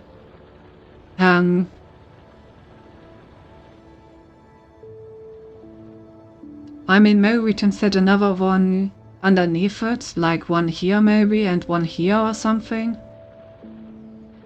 Something. Not gonna be very nice. They probably work.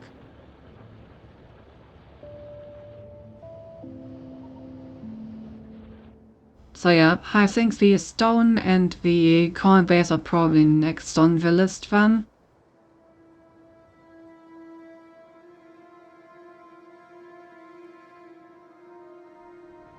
And once we have done all of that, we will finally have a basis that is so robust that we can build on top of it.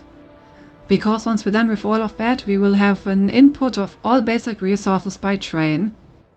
We will process all basic resources with electric furnaces, which are the most efficient way of doing that, so this will never have to change again. Our nuclear reactor is gonna be perfect, so also nothing to worry about there anymore. So at that point we have like all resources as input, we have energy as input, we have oil as input. So then our inputs are basically no longer scuffed and should be able to supply us everything that we need in order for us to then move on to the next technology and get the yellow and purple science packs going so that we can advance our research tree towards A, nuclear fuel reprocessing so that you can get rid of these depleted cells, and B, fun stuff like, possible fission reactors, the nuclear bomb, stuff like that. And very, very far looking into the future, once we're done with those two science packs, it will be time to look towards space, and we will start going to other planets and automating stuff on other planets. Because when this planet will be basically self-sufficient and producing everything that I need from it. So yeah, that's like the short-term, mid-term and long-term plan for the space. I think it makes a lot of sense to do it like this. And once we have reworked the train station at the furnace deck, our base will also finally look nice and no longer scuffed. Like reworking the systems will get rid of a lot of the war crimes I have committed, like these train tracks. And then all that will be left is just like nice, orderly production line. So I'm definitely looking forward to that as well. Obviously we also still need to finish our defenses, but that's gonna be a side project. So we're just gonna like keep copy pasting additional parts of the wall over time, and it's just gonna automatically produce laser turrets, walls and flamethrower turrets for us, and slowly but surely build the wall until it is finally done. And yeah.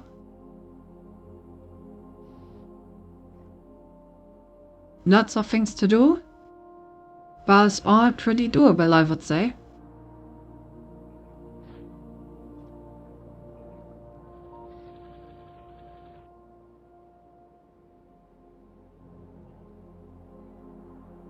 And I'm especially happy that we finally managed to automate the repair of our bases, because I was getting really annoyed at constantly like having to check in on this base over here to make sure that it's not getting overrun, since it's getting attacked so much. Now I will never have to worry about that, so I can actually focus on all these other things that we want to do. So yeah. To summarize what we did today, we got oil, we processed oil, we made our outward bases self-sufficient. Pretty good. Pretty good indeed. Let's find someone to raid, shall we? Because we're pretty much exactly on the 4-hour mark now.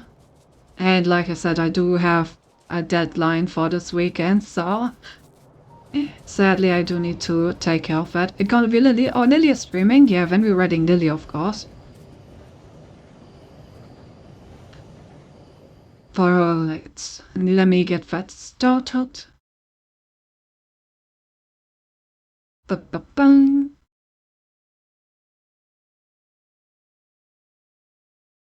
There you are. Time to be the #1 monster hunter. Alright. I love how I open the stream and I always see Hava in the chat. Hava truly dual wielding the streams. Alright. Yeah, then I'm gonna raid you over to Lily. Next week, I think we're gonna have a Wednesday and Friday stream, and of course, for movie night. Like I already said, I don't think there will be a Saturday stream because I will already be on my way to my parents. I will try to remember to supply cat pictures. And yeah, I will let you know the details once I put out my schedule. I'd say hi a wonderful hello to Lily from me. Make sure that she feels very, very appreciated. And I'm gonna send you guys over there. Have a good night. Bye-bye.